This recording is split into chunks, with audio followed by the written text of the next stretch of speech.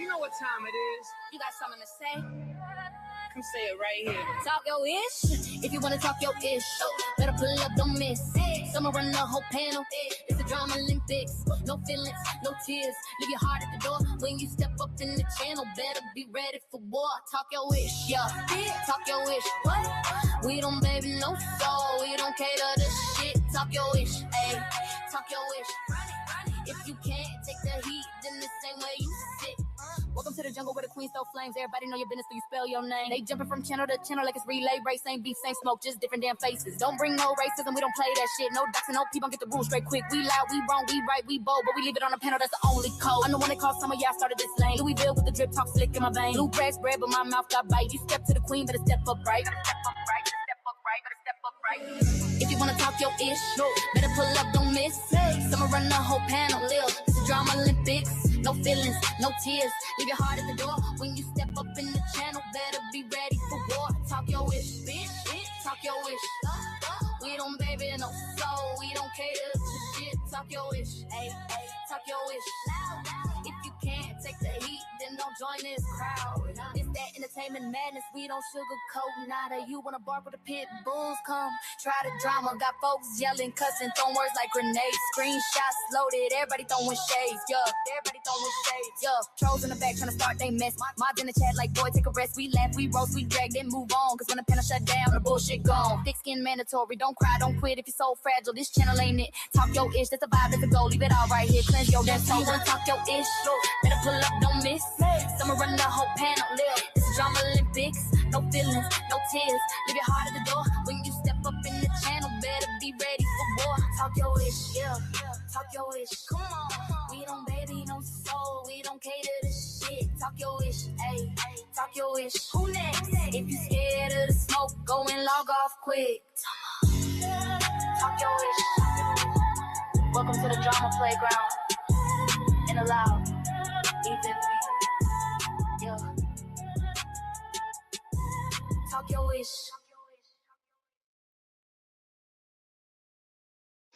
I mean, god dang it. 65 in the building before the song is even over. What's up, motherfuckers? How's everybody doing? What up, what up, what up, motherfuckers? Lurkers and jerkers, get your cream out because it's going to be fun tonight. What up, what up? How's everybody doing? How we doing, how we doing, how we doing? Let's see who's in the chat. I seen Chris said, it's demon time, baby. Let's go. Sorry I'm late, you guys, you know. Shout out to the 70 in the house. Somebody check those thumbs up. Let me know what our thumbs up is looking. Let me know what our thumbs up is looking. What's the count? Let's hit the thumbs up. Hit them thumbs up. Let's go, let's go. So, what's up, fuckers?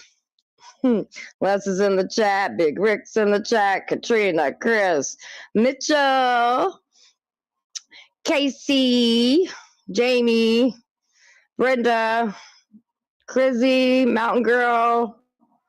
I think we're Hurricane. Thing that is.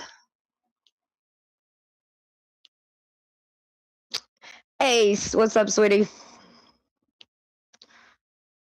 All right. If I didn't say your name, record. What's up, babe? And thanks that just Goddess is in the house. That means Harry's around. What's up, Harry? Blake's in the house. I'm trying to scan through and see if I can get at least the regulars. Brenda's in the house. What up, fuckers? So, anyway, let's get to it. I'm going to drop the link. Now, I'm going to say this. The people that come up on panel while I'm talking at first, y'all know how I am, especially when I get on my bullshit. Let me talk, you know, and then, you know, you can join in occasionally, but, you know, let me address a couple things, because this is all coming. Lisa's in the house. Preston, holler. So this is coming from a live that I've seen this morning. Mother Hen, for those that don't know, well, I'm sure all you know who Mother Hen is, but if you don't know who Mother Hen is, Christine, what's up, girl? I know you watching. How you doing, baby? You had a lot to say this morning, didn't you, Christine? You know, you're really funny, because we're going to put names on shit today. That's what we're going to do. Yes, sir. You're hilarious. You play. One thing you have not failed at is how to play victim. There are people from communities all over YouTube right now. I got 82 in the motherfucking house. You heard? There are plenty of communities, Christine, that know all about you and know all about me. And they also know who's been my right hand for, I don't know, 5 years now. They also probably have been at the wrath at some of our bullshit. Or they're from communities that trolled the dog fuck out of you and gave you the nickname Mother Hen. So it just depends what communities are here, but there are some present. I can promise you that. And yes, it is sad when friends end their friendship. But let me tell you all something. Our friendship has been over for a while, actually. I've just tried my best to keep it offline. And there will be people here that can validate that. Because every time one of the trolls or Harry would try to bait her, I would jump on panel and I'd be like, man, Christine's fine. What you talking about? Because, she's a pet me. She's always been a pet me. Some of y'all don't know that, but some of us have known her for a long time. What's up, Charlie? I know there's so many here. I don't even, God damn, everybody's here. Anyway, and it's really funny. As I listened to your live this morning, and you're allowed to rebuttal, 100% you're allowed to rebuttal, and I'm allowed to rebuttal as well. You kill me. And this is kind of why our friendship has had the issues that it's had for a while now, actually. Our friendship has, I have found out that you've been talking behind my back for about a year now. Ask Mafty. He's one person that can tell you, and so can Amanda. Those are two people that let me know that you talk behind my back. That's just true. But then Shelly also let me know that you've called me a slut behind my name. Because, in your live today, you said all the people that call you a slut and whore. People call me a slut and whore because I tell them my past, right? And they troll me. And it is what it is. I take that shit on the chin. You want to learn how to do that because you ain't as tough as you think you are, look, old lady. But anywho, you blow my mind because it's like how quick you forget of all the years of bullshit, of all the shit you've said, all the people you've lied on, how quick you forget about that. Even in our community that we're in now, even in the community that you hang out in. You're a fair weather friend, Christine. You've been that way for a very long time. And you brought up some arguments that I've had with some of my closest friends. And what's always been the issue? I'll give you one. YouTube. You brought up Julie. Me and Julie were fine until she decided to have a relationship with another person, and a whole lot happened there, right? Now, me and all those people are fine now. You brought up Casey. Me and Casey are fine too. And yes, we both talk shit about each other.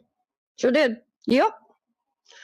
But we didn't do all this. And you know why we didn't do all this is because she talked a little shit. I talked a little shit. We were both upset. We were both hurt and we stopped. But you want to keep playing. You want to keep playing like people don't know who you are, Christine. Like people don't know who you are. Christine, people have watched you for years. Mother Hen, I'm sorry. Let me address her the right way. Mother Hen.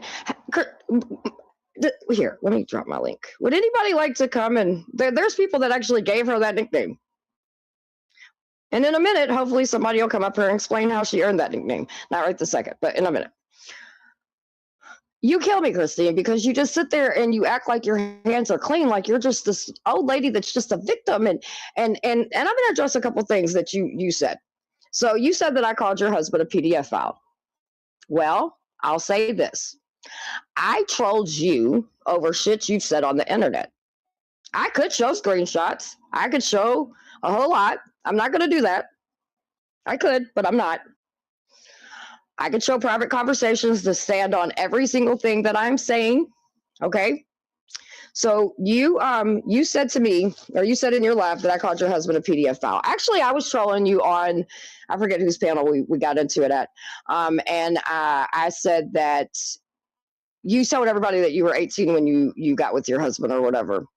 And I said, oh, he must have been grooming you. And again, I'm trolling you. I'm not telling anything that you haven't talked about on the internet. You've talked to everybody about on the internet, because like I remember even back in the day when you was telling people that like the whole break up the relationship or whatever. So, you know, it's funny that you just how quick you forget all of these things. But one thing you didn't tell me about, and that was the only thing that I did talk about that, maybe I shouldn't have. I get it, but it is what it is. And I was pissed off and I said what I said, and there's no takebacks. But since we're, you know, it's out there.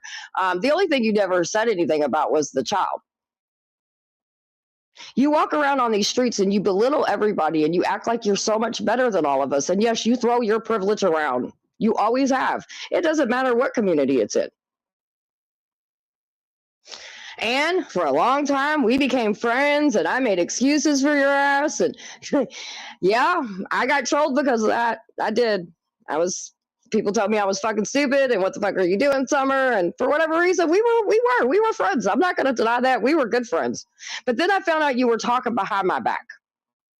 And like I said, you've been doing it for a while. I didn't even know how you were telling Shelly I look like a slut when I dressed. That was a brand new one when we did Casey's live. But I do know that you cried to Mafty for a long time and Amanda a long time. And some of it was this whole stuff with Beta, because I didn't want to be friends with you all.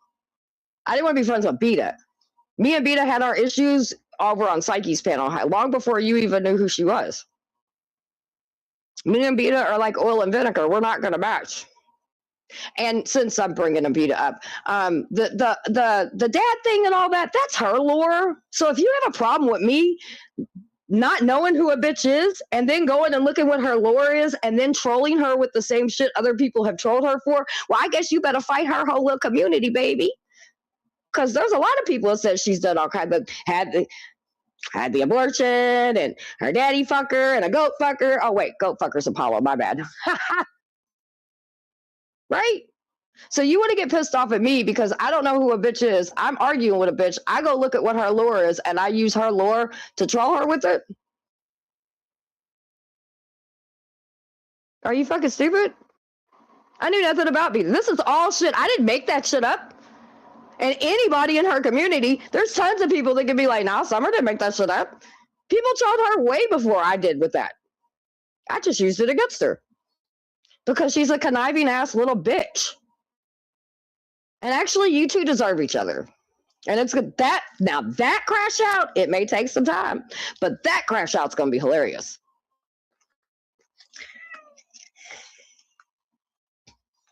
Where me and Christine started having issues here recently, well, our issues really kind of started when she came to me and said, Summer, I don't need you to take up for me no more.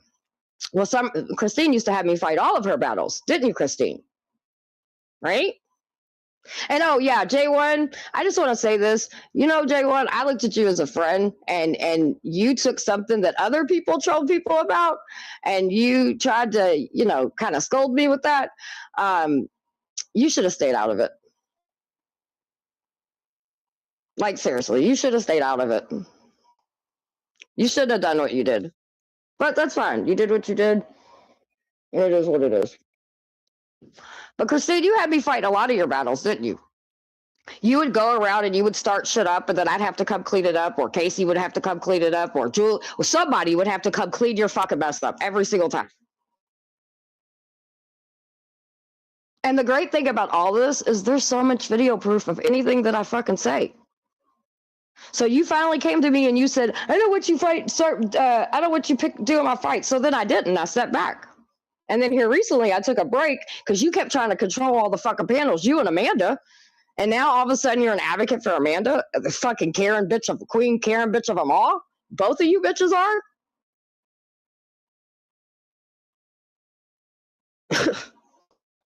I can't believe the way you guys are doing Amanda.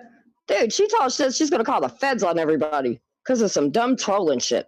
So we're trolling her the fuck back. And she's in comments and on panel why we're doing it. If it really was affecting her, then why the fuck is she around?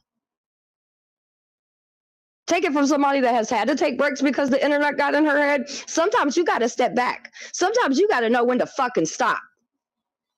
When are any of you all going to take a responsibility for any of the dumb shit you all do? Y'all just want to sit around and play fucking victim and throw your little Karen privilege owed bullshit, and everybody's supposed to fall into your dumb shit? But yet, you think everybody forgets all the dumb shit both of you bitches participate in?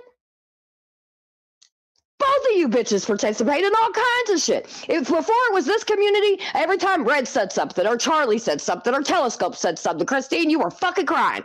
Now it's, oh, well, less than Easy saying something. Easy would have never said anything to you, bitch, if you didn't jump on a goddamn panel and try to tell him what to do when he's fucking drunk. Because you cried about that today. Oh, well, he was going to put a blade to my throat. Well, bitch, you put yourself in that situation. When the fuck are you going to learn? When the fuck are you going to learn? If you would have never went on that panel, he'd have never fucking said nothing to you, goofy.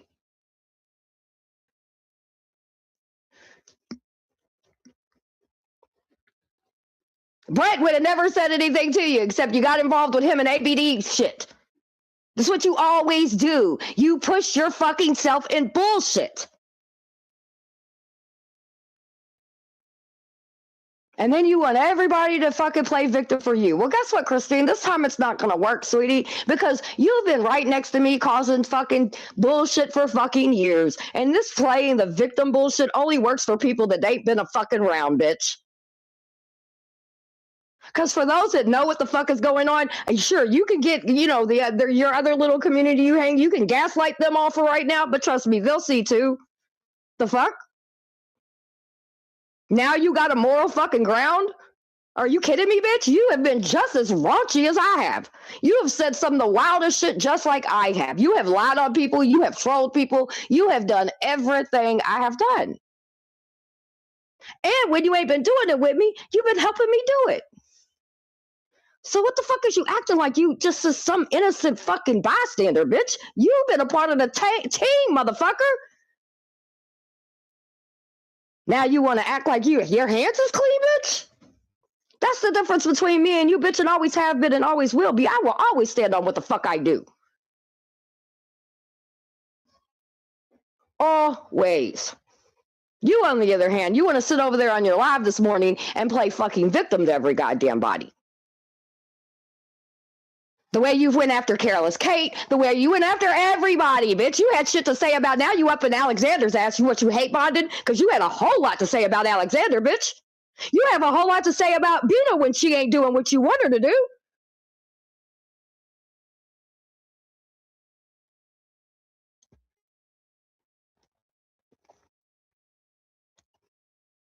Like, stop fucking playing, bitch.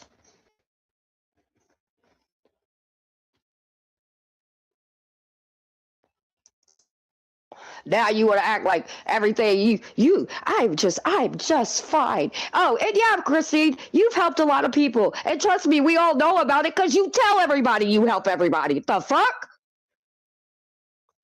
I run an organization. This is what I have always done. And I don't show the people that I help, but I show people, and you were okay with that. But now all of a sudden you want to be on your high horse like, I don't show people anything. I just help them.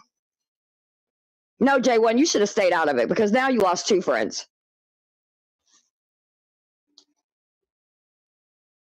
J1 gonna inbox me, trying to scold me because what I've said about Beta and Christine. Nah, dude, you're blocked. Go hang out with them. You can't handle this community.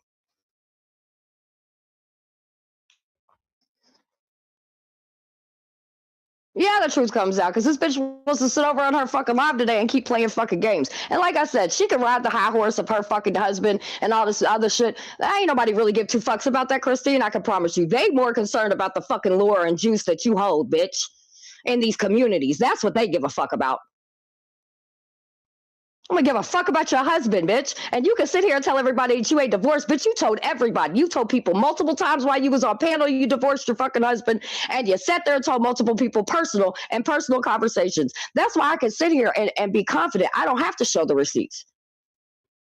Because I do know that there's plenty of people out there that I already know.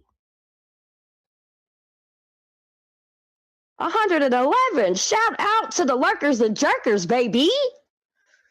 The ultimate breakup. Exactly. She holds no juice at all. Everybody knows who the fuck she is. Like I said, please understand that this is not just, sorry, Ghost, you're going to have to wait right now, baby. This ain't the conversation for you. Now, Charlie or somebody like that could bring some more substance to the conversation, but right now this ain't an open panel, but it will be in a little bit. So if you want to come back then, you can. But I'm doing my thing right this second. There's 112 people because me and Christine come from more than just one community. I've always stood on who I am. I've always stood on the loudmouth fucking asinine asswipe that I can be. But Christine, you want to sit there and you want to sit on your fucking high horse. And like I said, back to you've helped people, you have. And you've helped me and Casey. You sure have. And then every chance you get, you throw it in people's face. That's the difference between me and you, sweetie. When I go out and do what I need to do to go help people,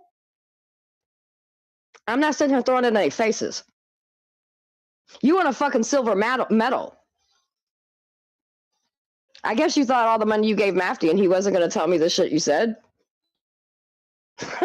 I guess you were wrong.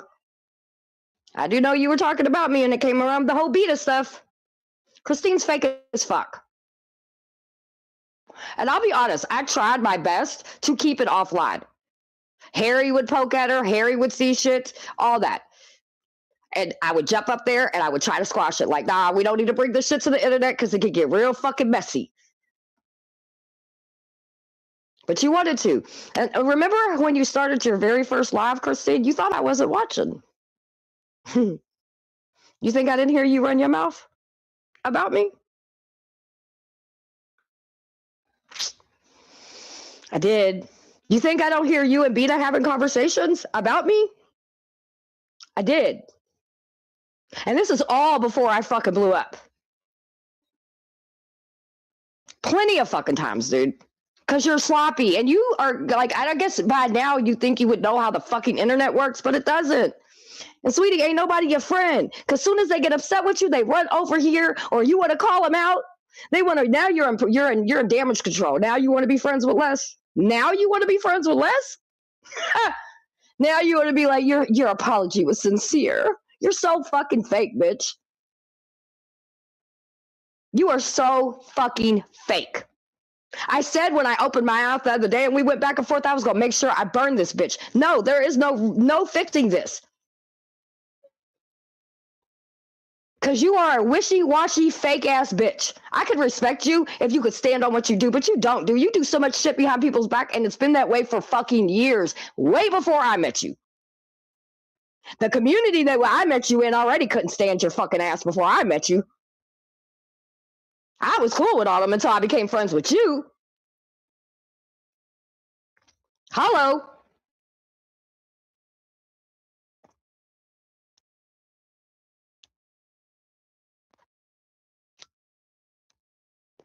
Oh, Broadsburg, you didn't hear her laugh this morning?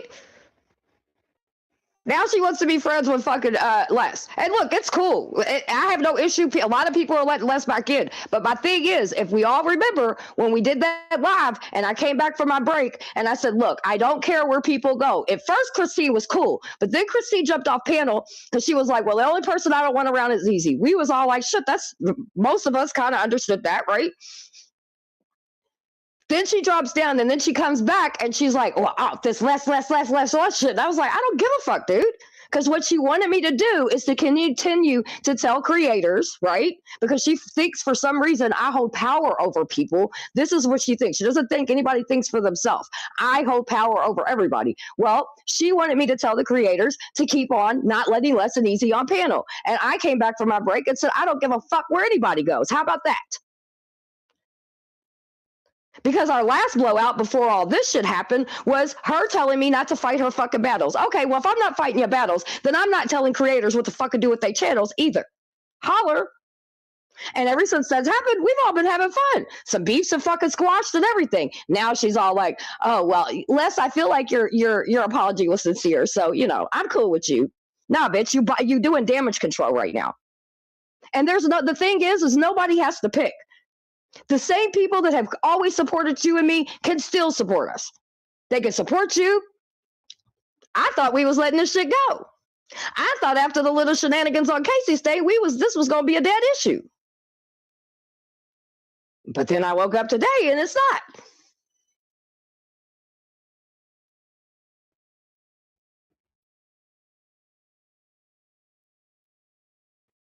Let's see.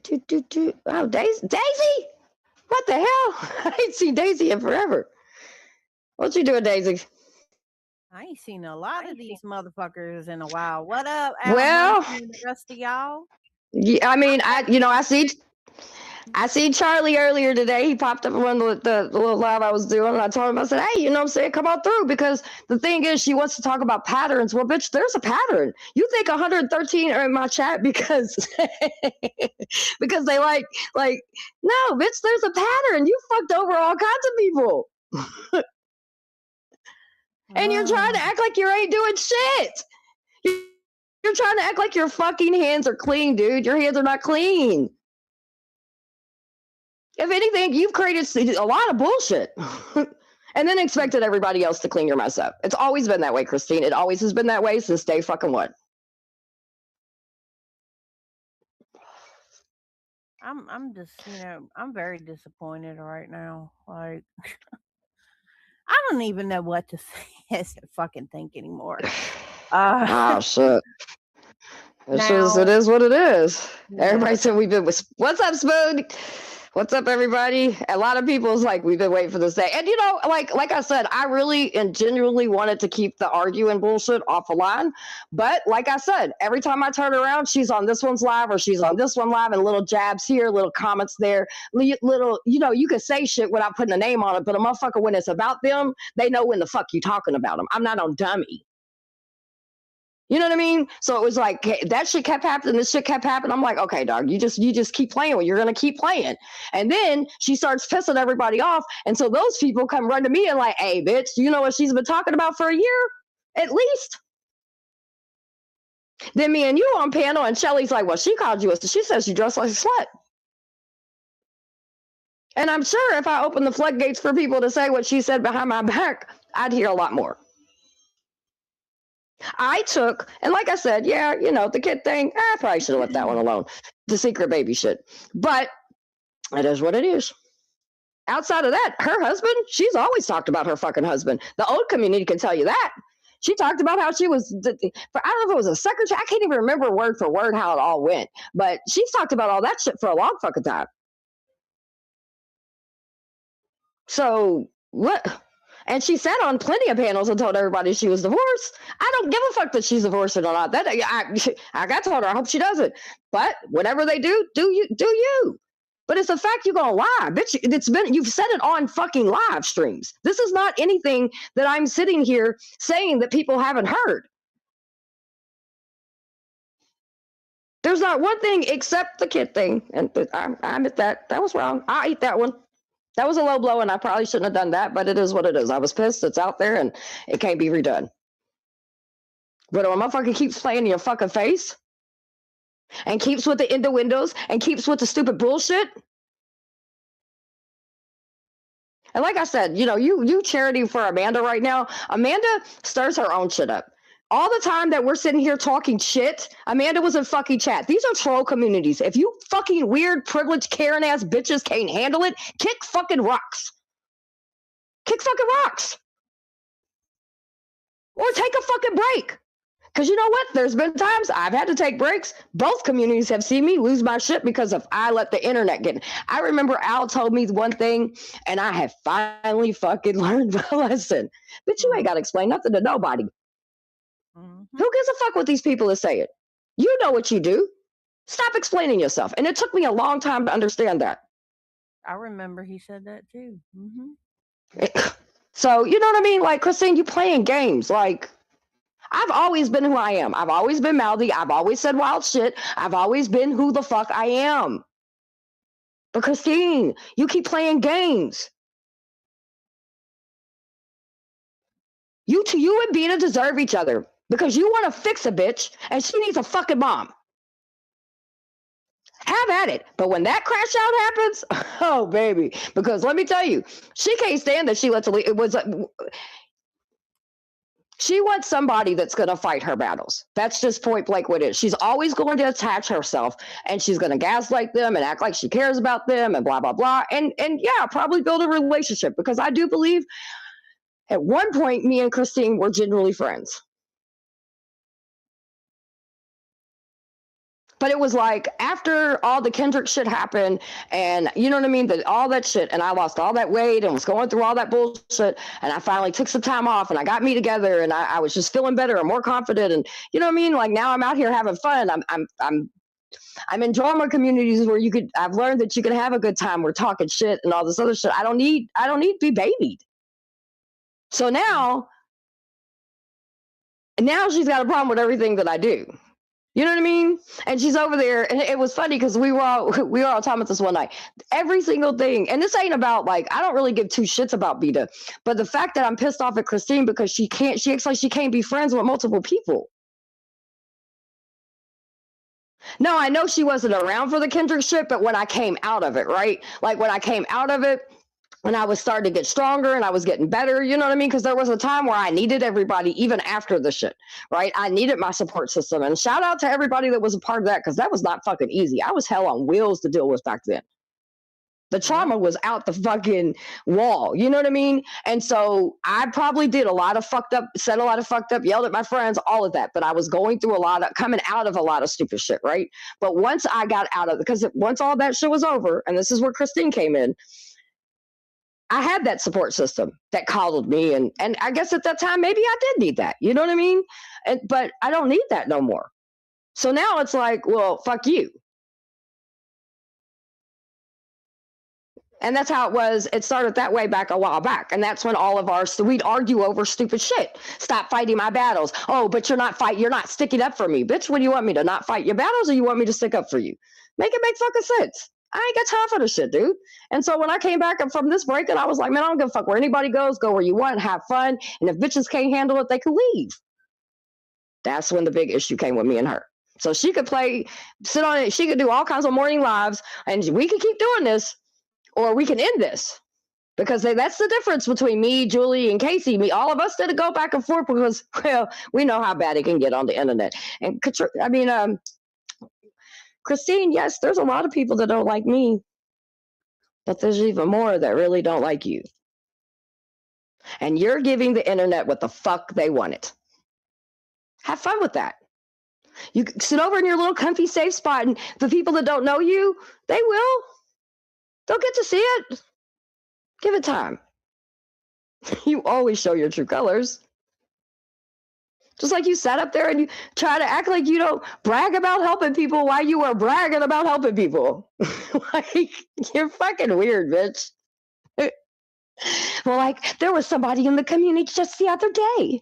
They didn't want to say nothing because, everything that's going on. But I told them, I'm not helping you. I'm offering it. They needed to help pay a bill. Like, why did you keep that to yourself, bitch? You didn't, because you can't. Oh, on Christmas time, and the thing is I know all the people you're talking about. I wonder if they felt some type of way when you heard them say it. Over on Christmas time, I asked for everybody's cash apps, and I gave everybody their cash apps. And I would tell them, like, go do something nice for yourself. Go buy something nice for your mother. Go, bitch, like, what? She ain't gonna hit the link. No, she is not gonna hit the link. She ain't. And Casey, I helped Casey, and I helped Summer with bills and food. Yeah, bitch, and you did. And we helped you with fucking time, bitch. All the past year, you've been going through a divorce, bitch. Mm-hmm. That's what we helped you with.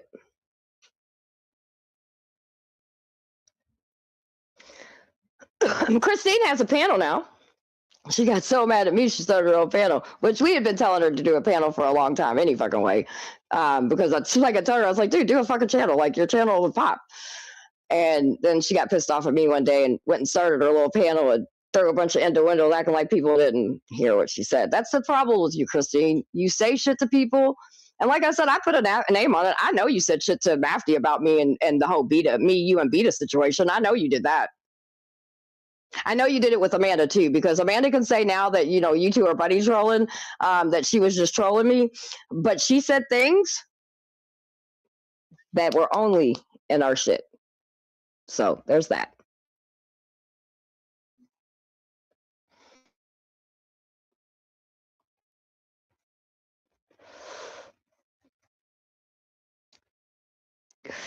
What's up, Al? And there's nothing wrong with being divorced. Nothing at all. A lot of people are divorced. Shit, I could get divorced tomorrow. Ain't no fucking marriage guarantee. It's the fact that she sat there and tried to tell people she tried to tell me that she never told people that. Bitch, you told all kinds of people that. You sat on fucking line and told everybody, because when she did it, and she even said it, she said, when I did it, you told me not to do it. I said, bitch, because why are you telling these people this shit? I said that to her. And that's what she got pissed off at me about. Stop telling me what to do. Motherfucker, you're up here telling your fucking personal business. You're one of the hottest commodities on these YouTube streets. If motherfuckers could get your shit, boy, they would fucking go gog wow. And you're up here telling your personal business. Stop. I got yelled at for that. You want me to fight your battles? You don't want me to fight your battles. You want me to be your friend? You don't want me to be your friend. You want to talk about me behind my fucking back and think I'm not going to hear you, bitch? I have no loyalty to a bitch like that. None. And you've done it for a while, Christine. Because Shelly ain't been around in a hot minute. Just saying. But I know you're going to say that she's lying and we're all lying and you don't do stuff like that because that's just not how you are. Well, there's 106 people in here that know exactly how you are, Christine. I will say at least out of that 106, at least 80 of these motherfuckers know who you are. Just like they know who I am. And for the same reasons people don't like, well, no, not the same. Because you're oh, the privilege thing. That really stung your button. Christine, do you know, if I wanted to, which I would never do this, but I could go through all of our live streams for years, okay? And I also pointed this out to somebody. I love the switch up that you're happening. You're starting to go kind of back towards a little Trumpy shit, which is quite funny. But this is where I'm at with it. So Christine used to be a huge Trump supporter, right? And then all of a sudden she started hanging out with all of us and she's not a Trump supporter and now she's a badass, can handle on all these panels, right?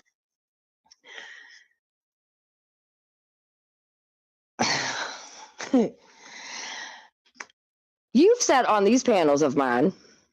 So you, I guess to fit in maybe, I don't know. But you have sat on these panels and almost every single panel we've ever had, and we're talking about politics, we're talking about privilege, we're talking about any of that. You were the first one to say, I am a privileged white girl with a lily white ass. So for you to get so fucking bent out of shape because somebody's calling you privileged, bitch, you are out your mind. I remember that. I'm sorry to laugh. You said... No, you're good, because she sat on so many of these panels just to be like, you know, yes, I'm privileged, because she said today, she said, well, I'm privileged, but me being a woman cancels that out. No, it don't. No, it doesn't. No, it doesn't. No, it doesn't. Stop, you go, baby. Keep laughing. Like it's just it's the switch up, right? And I guess listen, I didn't pay attention at first, and I get it, but I've been paying attention for a while, and I've been paying attention for a hot minute. Girl, yes, Callie. Yeah, she said I'm not privileged. I work hard. I was like, but bitch, you've sat here for, and that's even like what was it, the Kamala, the young kid that got that stabbed the white boy that died or whatever. Y'all know I ain't been good with names right now, especially right now. I'm stoned, I'm talking shit. Anyway, when that case happened, there's been so many times we have sat down and she's just like, I completely understand self-defense, da, da, da, da. And then all of a sudden she's like, I forget who she's talking to, and she's like, well, yeah, I just think that it's just absolutely ridiculous, and it was just like, it's like animal, acting like, what, bitch? Wait, what? Okay, all right, whatever you say, baby. The switch up's real. I get it. But yes, you have said on these panels, you yourself have called you privileged 5 billion times. Yes, thank you, Mitchell. Yes, that story. So it's just like her view that she has now of it is like wild, because I think it was Bronsberg's panel actually that we were on, and even that's when Bronsberg was like, "Wait a minute, is there some tension here?" Because she would say something and I would push back, and she'd say something else and I'd push back, and Bronsberg was like, "Wait, hold up, wait, like what the fuck's going on?" And I'm like, "I don't know. You tell me." So I don't know. Daisy. Yeah, Daisy never liked Christine. Oh my God, I ain't seen her in a while. What up, girl? Hey, she's a hot mess, boy, but I Daisy is know. her. She's And cool. upon the I legend, like her. everything isn't about you, Daisy. Right, Brosberg was like, hold on, wait a minute. Because, like I said, it's just, I don't know. And I pay attention to little shit that people don't pay attention to. That's how I paid attention. I paid attention to the whole, and this is completely off subject, and only certain people don't know what I'm talking about. But that's how I knew Les was trolling Amanda and Lisa at the same time over this fucking, Lisa supposedly giving Les a picture. She never gave Les any fucking thing. And that's why Les has been laughing all day, because he's like, damn, Summer, you're the only one that figured it out. I said, yeah, because I pay attention to the little details of things, because later on, they might not matter in that moment. But oh, baby, do they matter now. Like I said, the privilege, like Christine, you could go back on this one, the hot mess pages, any of them. And you've sat 100 times with your, I'm privileged. And now you pissed off because somebody said you privileged? Like, what? Make it make sense, man. I'm going to drop the link. See if anybody comes up. I'm gonna say something now. Christine, I've never talked ill of you. I've never even talked about your family. I've never talked about your husband. I've never done anything to you. Yeah, you helped me. I'm You the know, a petty lot bitch that of does that. people in Sorry, this my bad. motherfucking world fall on hard times. And I just happened 2 years back.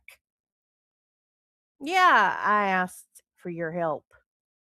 I don't think that's a crime. At least, in my fucking mindset, I wouldn't think it was a crime.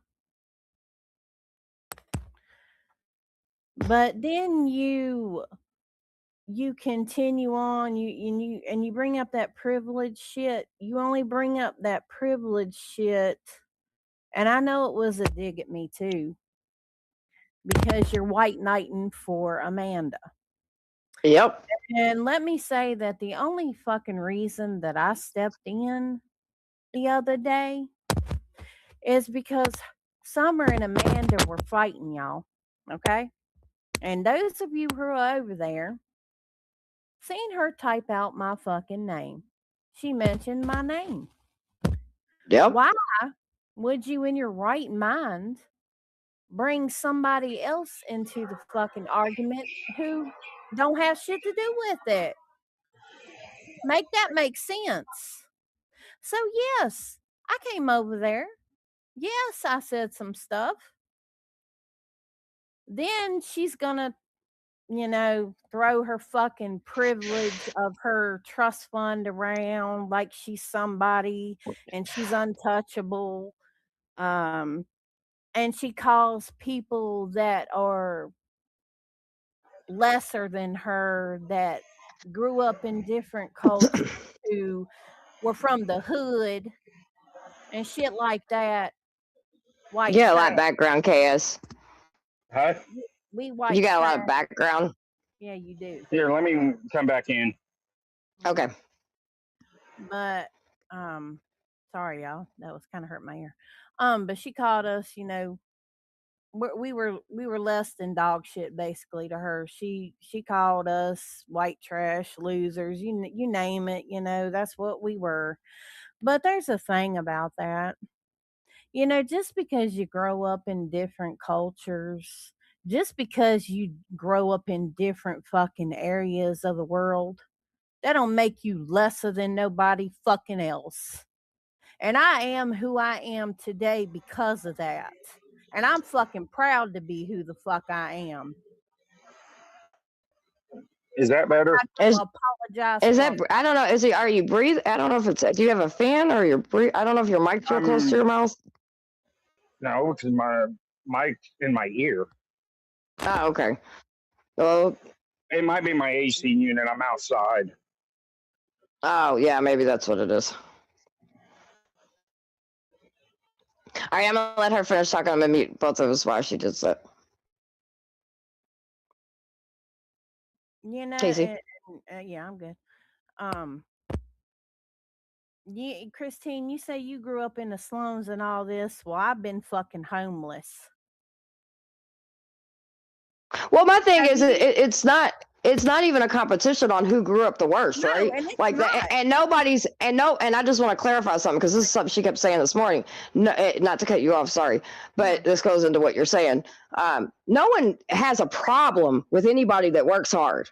No one has a problem with that, dude. No one has a problem with people that work hard. That's why all of us are in the positions we're in now that we weren't in when we were children, right? Because we've all worked hard doing whatever it is doing, right? So that's not the issue, Christine. It's the way you and Amanda both are fucking keen for this shit. You all think that, fine, you worked hard and you got what you want. That's a beautiful thing. And there's nothing wrong with being proud that you have. But when you belittle other motherfuckers, and y'all have literally told bitches, I am better than you. Like, when you do that kind of shit, yeah, bitch, that's privilege. That's that shit we be talking about. That you don't even be knowing what the fuck you doing. And then you ain't even just done it in this community, because Christine used to do it over at the other community all the fucking time. You was real quick to tell a motherfucker how much money you got and how better you are than them. And Amanda's real quick to throw her fucking college degrees around and her fucking trust fund around. Yes, exactly. So that's the issue people have. Nobody has a problem with anybody fucking working hard. Never. Because all of us are in better positions. I've done things that no one in my family's ever done. I own my property, own my shit, and Gary buy some land on top of it. So it's kudos to all of us that are working our asses off to give our children the futures that we never had, that we didn't have, right?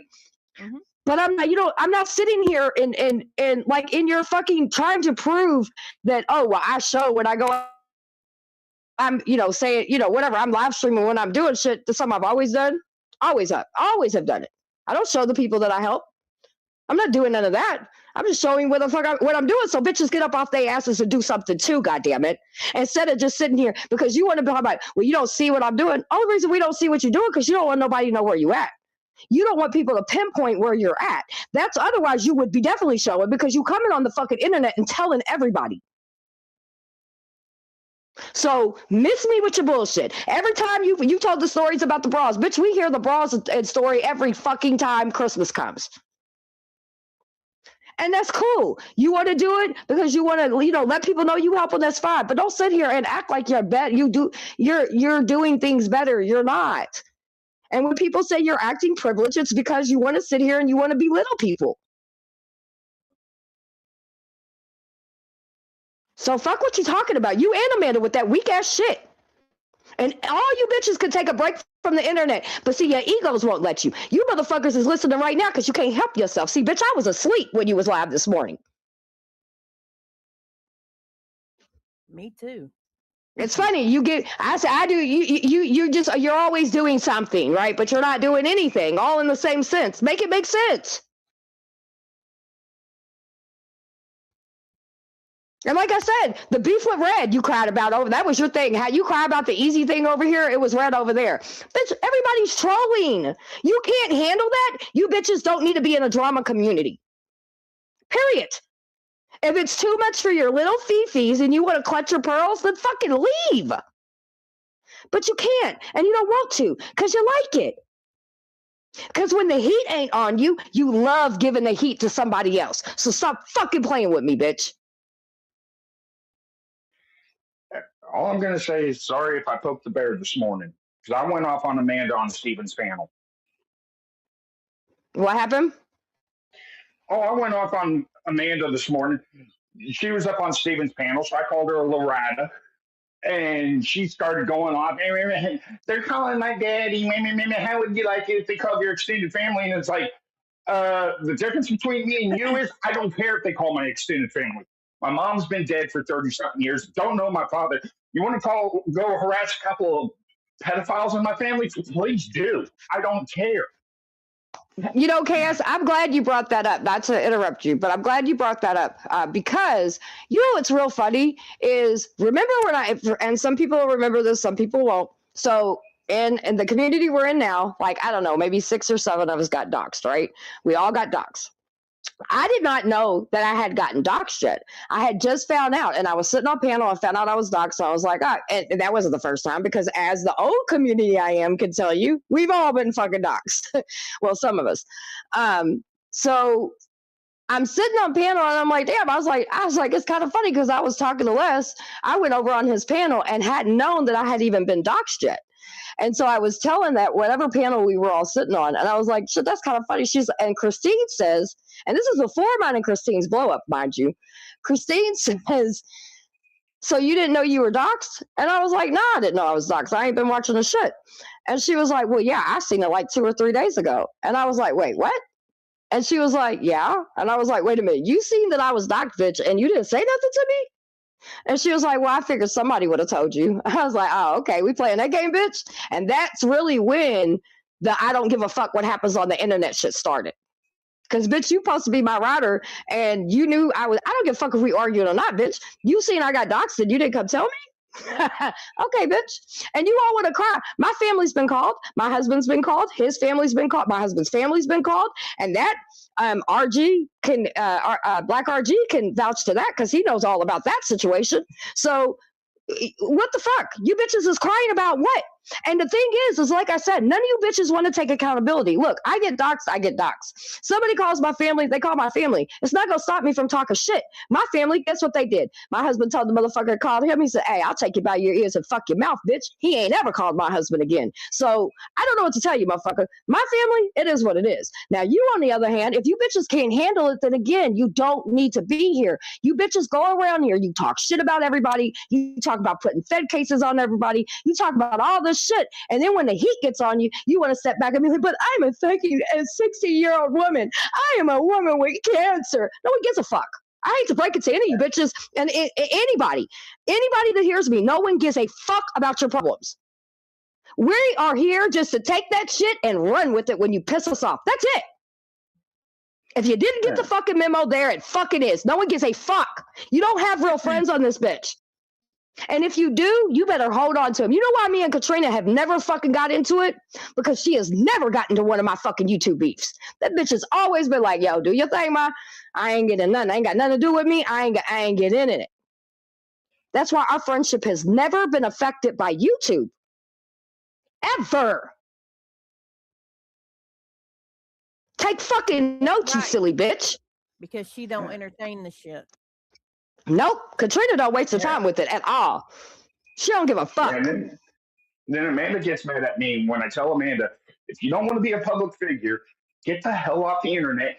Go let the shit die down if you don't want to take the heat. And then she's like, who are you to tell me what to do on the internet? I'm just trying to give you some friendly advice. Do what.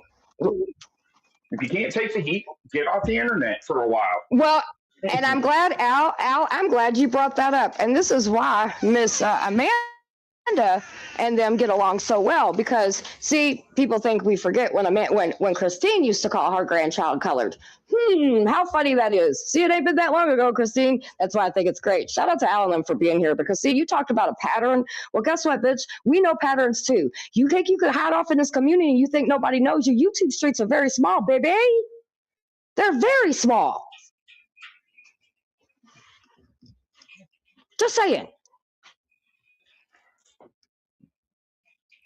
And, you know, I wouldn't have said a lot of things concerning Amanda if she didn't start on me first. So there's that. What I said, I don't give a fuck. Because she's not going to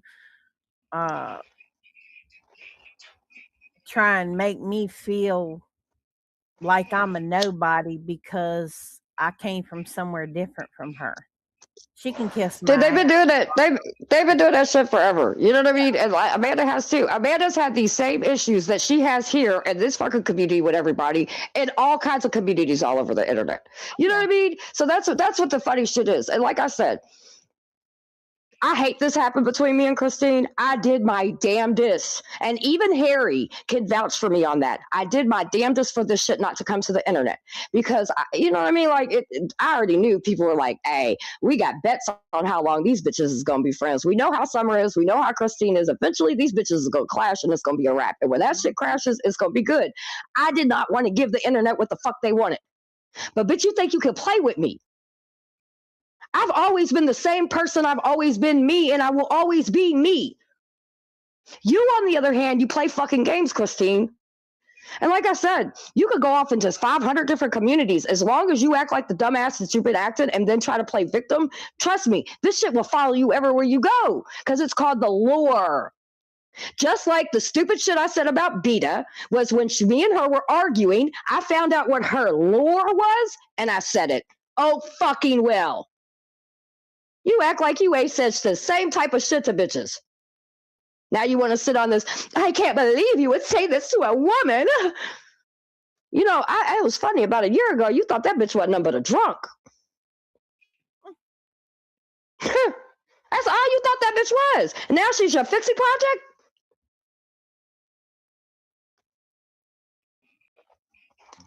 I guess you needed a new project, huh?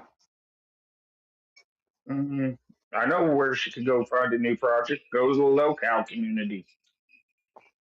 They would love her over there. Both of them. But that's the thing, dude. Amanda's already been... and the thing is this is what's even crazier. With Amanda's situation, I mean, yes, okay, I get it. Les showed her picture, her dad's picture. But again, there's been tons of people with pictures been shown here. I don't know why these bitches think they get a pass. You talk just as much shit as anybody else. You don't get a fucking pass because you're old. You don't get a pass because you got money. You don't get a pass because you got fucking degrees or you're served in the military. No, you don't. And the thing is the phone call situation, dude, who knows? I mean, it could be somebody from this community or it could be somebody from any of the communities that doesn't like Amanda. Right. And the thing is Amanda, it ain't like she's backed off on any of this. It's not like she's been like, okay, you know what I mean? Some shit's going on. Yo, when a motherfucker called my family, hey, y'all didn't know this, but that was another reason why when I took the break that I took, that was why. Because we was handling some shit. I wasn't going to be online while I was handling some shit. But you goofy bitches, your little egos is just so fucking rattled.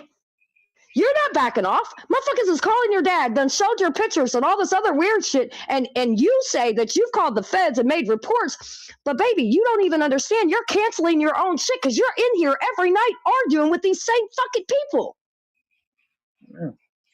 Any judge in the fucking United States of America will say, this is a tit for tat. And Amanda, I'm going to tell you right now, I came from a community. You want to talk about lawsuits?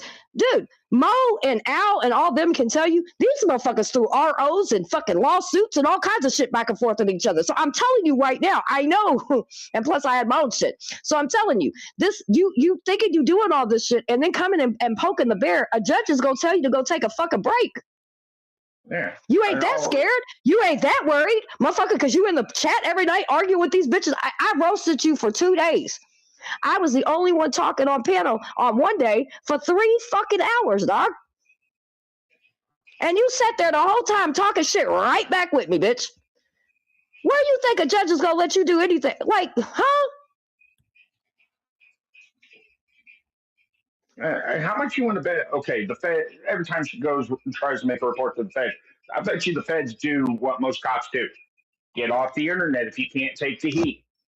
It's one thing when you're in the same state or the same city, especially, right? Yeah. They look at things a little bit different. But even then, you can't be sitting there talking about you're scared from somebody and you're poking the fucking bear. It doesn't work like that, dude.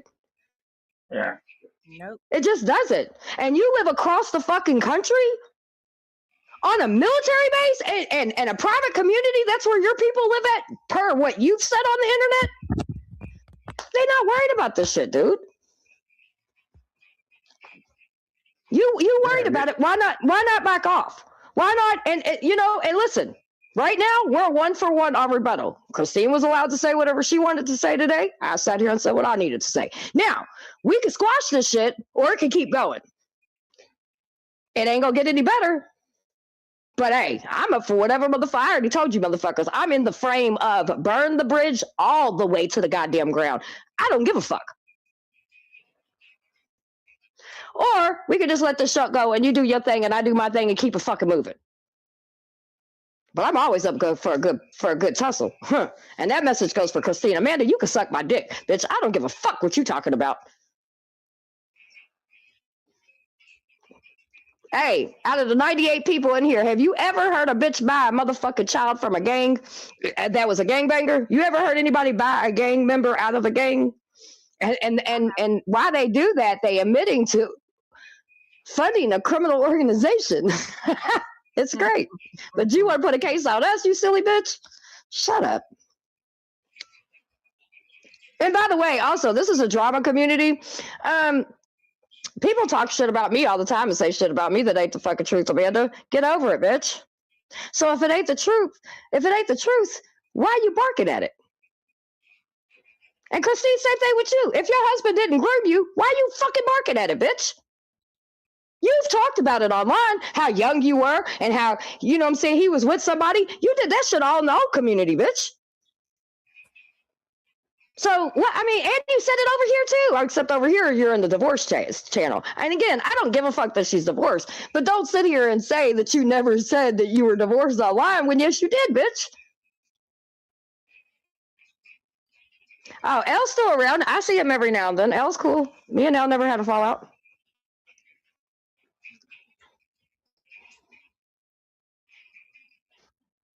It's just, I guess life has just been, you know, doing life. I get to see everybody every now and then. But yeah, dude, you've talked about all that. That's the point of it. Again, I don't give a fuck. Great, you worked hard. All of us worked hard, bitch. You're not doing anything that nobody else has done. You worked hard, well, so did we. Yep. The difference is I don't go around telling everybody that I could buy your fucking house. That's you and Amanda. That's that weird shit. That's why everybody thinks y'all caring and fucking privileged ass bitches. Because that's what y'all put out. That's what you produce. I'm a fucking hood rat ass bitch that will cuss you the fuck out up and down, left and right, and ain't got no goddamn sense. That's who the fuck I am. What up, Blaze, my brother from another mother? Yeah, but I'll catch you later, Summer. All right, I'll see you later, babe. So, you know, I mean, it is what it is. Where are we at? The hour mark? Well, unless anybody wants to come up and, you know, say anything, I just feel like I'm repeating myself. And who wants to pick up the after show? Holler. Stay tuned. You going live today, bro? It's about showtime anyway. Yeah, it almost is, isn't it? Shout out to the 96 in the chat. And y'all, I'm sorry if I didn't see all y'all's comments. I'm, you know, I should have put it on the screen. I'm such a dork. What's up, Ghost? Just up here yapping. I am, and I'm about to jump off. I'm finding out where the after hours so I could send everybody. I'd go live, but I'm doing my shit tonight. Oh wait, I'd go live. Oh, you're doing it. Someone. There's plenty of people in the comments. All right, so Stay Turned's gonna go live. I'm gonna give him time to set up his show. For anybody who wants to go over there and hang out, if one of the mods could drop Stay Turned's link, so everybody can go over and hit him up. And again, I'm sorry if I did not read everybody's comments. I'll try to go back and read them. Probably won't actually, so I'm not even gonna front. But I do shout out to everybody that came through.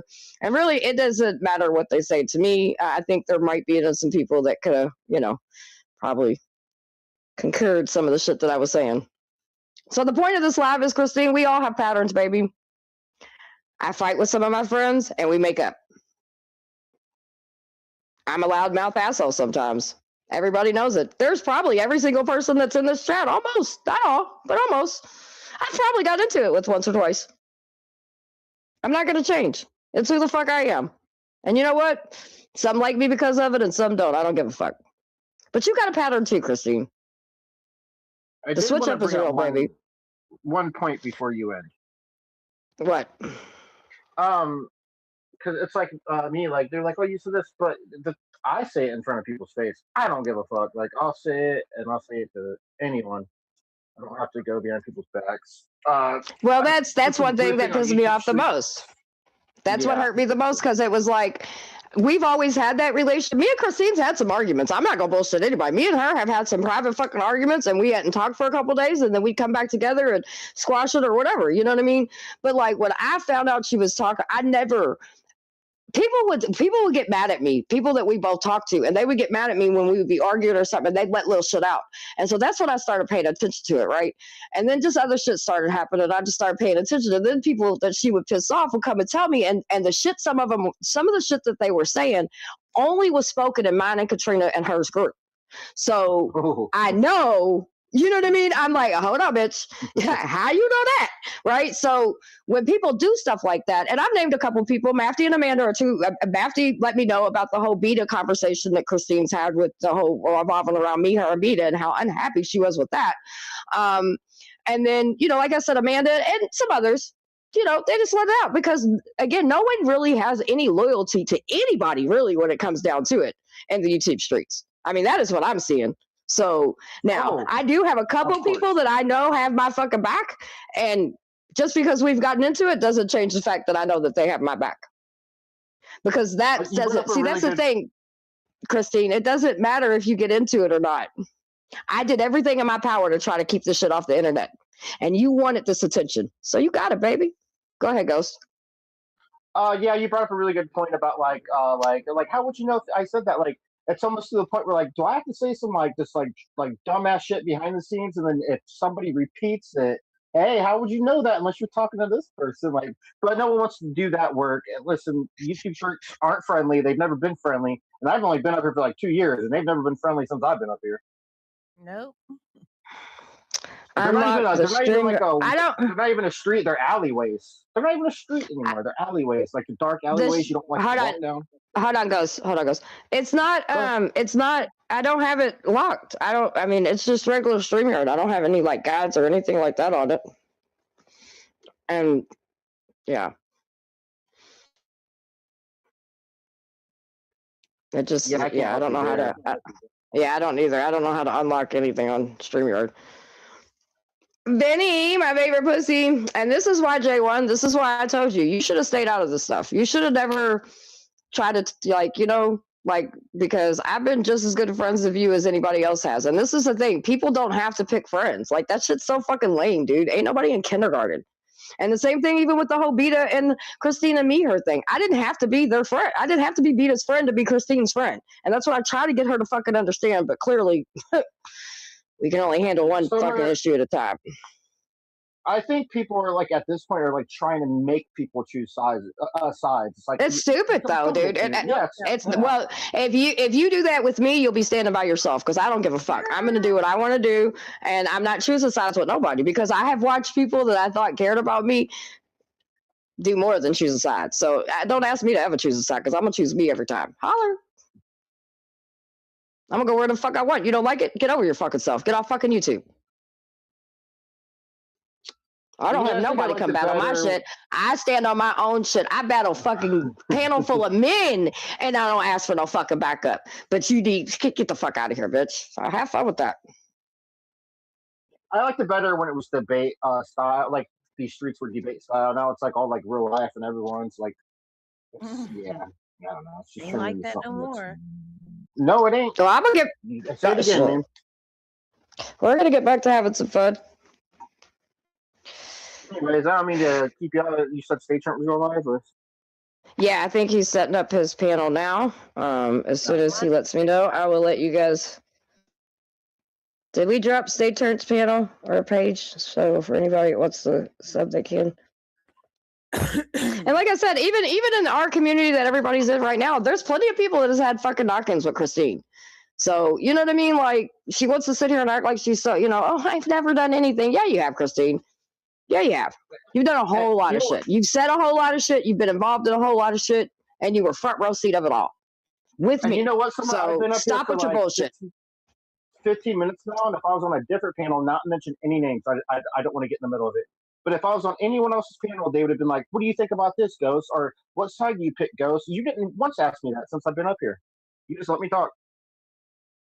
Oh, They stay turned. would have been like, stay turned. Hold on, I'm not cutting you off, Ghost. I'm gonna let you finish in just 2 seconds. Okay, who wants to take over the live? Anybody want to go live? Because I'm gonna end it. 420 said something, but I think he still do. I don't know. Money said he Wait. was. I think. Oh, 420, are you doing it? Wait, it says talk your ish. It's under guest permission. You can change to have guests not authentic.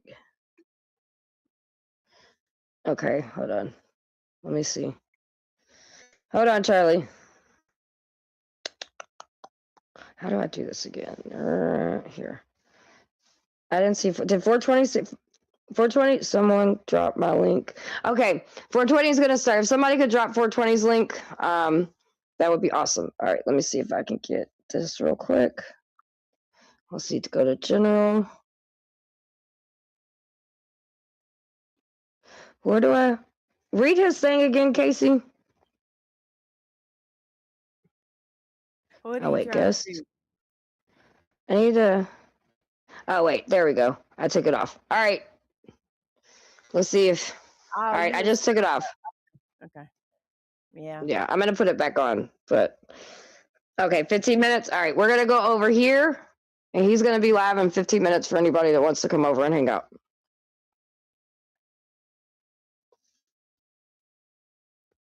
All right, and I'll give everybody 5 minutes to see if anybody wants to jump up, and then I got the authenticate off. No, nice. Yeah, I'm good, AV. I'm You straight. had that up there. Oh my god. Well, yeah, I like it because it stops some dumb shit. You know what I Whoever mean? commented that, good job for Oh, wait a them. minute. I think I have to. The worst part is modding turn. Oh, yeah. Yeah, I forgot that Stays on vacation. That's right. Stays on vacation for like 2 or 3 days. So he's at the beach, bitches. Yeah, he enjoying himself. I don't blame him. Enjoy yourself, brother. Enjoy yourself. Fuck yeah. It beats this crazy shit. I'm glad 420 is going live because I just don't. I want to hang out, but I don't want to necessarily run a panel. I just wanted to, and like I said, look, Christine, we can keep this dumb shit going, or we don't have to. But, let me see. Oh, there you are. Yeah. What up, Charlie? I just hit something. I hit the wrong one. Charlie, is that? Hold on, Casey. Is that you, Charlie?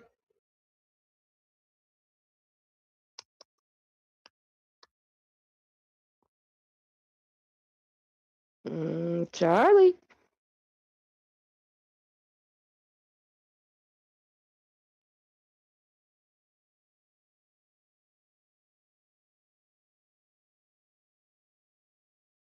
Go nuts. Charlie? He said, what the fuck is Mike? Hold on a second. Oh, okay. Oh, there you are.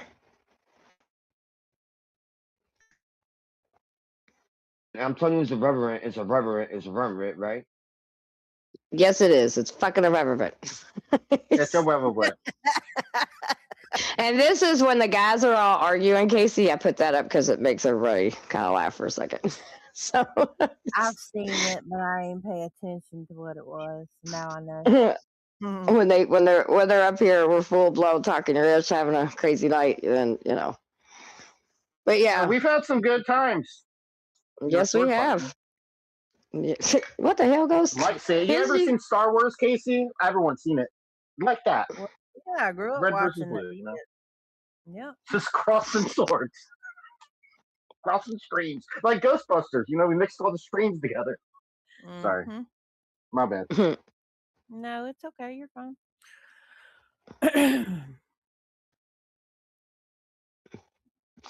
And Christine, I don't have no ill will to you. I've never said a bad thing about you. I've never damn it. discussed any Can somebody, conversation. sorry, Casey, somebody unblock Turn? I just accidentally hit him. Damn it, I was trying to highlight this thing. I hate fucking StreamYard sometimes, dude. I was trying to highlight this shit and somehow I hit it. You deserve that one, Stay Trent. You fucking deserve that one. She didn't mean to. Got that. She did not mean I to. was gonna highlight it. I was gonna highlight it. Oh, that's funny. I'm like, God, oh, there he is. Okay. Write that again so I can try again. Charlie? Yeah, can you hear me? I gotcha. All right. What up, sir? Stay Trent, more like stay blocked. All right, Ghost, you gotta be quiet. Go ahead. What's up, Charlie? No, I just put something in the back there for you. On in a private chat. Heard running around doing her finding new community. She found Greasy Piglet Kinna, which I think you'll find amusing. But everybody, I mean, all us that known Mother Hen back in the convoy days know, you know, she's the OG fence jumper, you know. Hello? What the fuck? I was I'm here. I was looking at something. Yeah. Oh, there you are. You there? Everybody knows she's just the OG fence jumper. You know. Yeah. Well, that's what I said. Like to some people, it's that then the shit that she's doing is brand new. To a lot of people, it's like, oh my God, you know, oh Summer, how could you say that about her? She's so sweet and innocent. It's like, no, she's not. Christine has been in bullshit for a very long time, and even before me, there were tons of people that couldn't stand Christine long before I came around. So there's that.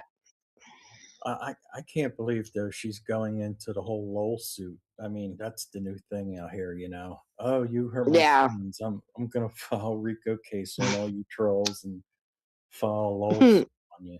The fuck out of here. Well, that was. I mean, I think she's mentioned it a couple times, but that's more of this chick Amanda. They're, you know, they both throw that shit around. Yeah, that shit's whacked. Yeah. People. That and her fucking story about bleaching her butthole so she can walk nude beaches in Florida. That was kind of whacked. Oh my God. Yep. Yeah, that's yep.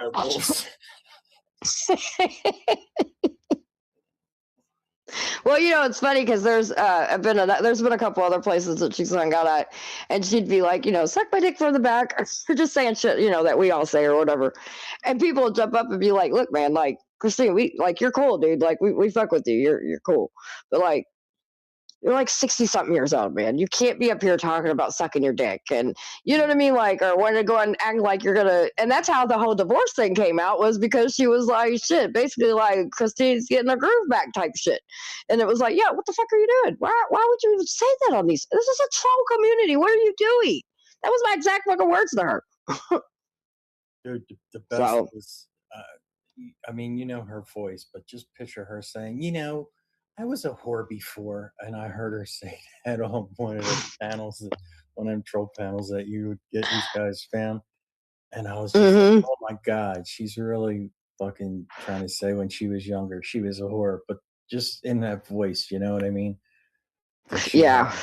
That fucking cackling hen voice. I'm just like, oh my God, come on, girl, please stop. Yeah, it's pretty ridiculous. So that's why I find it funny. And like I said, like she'll be like, you need to put names on it. There's plenty of people that have heard you say all these things, Christine, and know how you are. So, you know, again, I didn't really want to bring this shit to the internet, but you know, you want to keep playing with the innuendos. Nobody gets a fucking pass, not even her.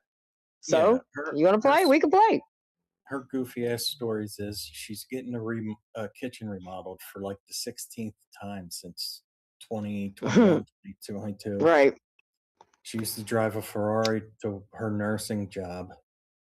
The bleach butthole, walking nude beaches. Oh, and she was neighbors with the bubble boy for whatever kind of funky, fucked up disease that she had. She lived in a bubble next to the bubble boy, and they were friends.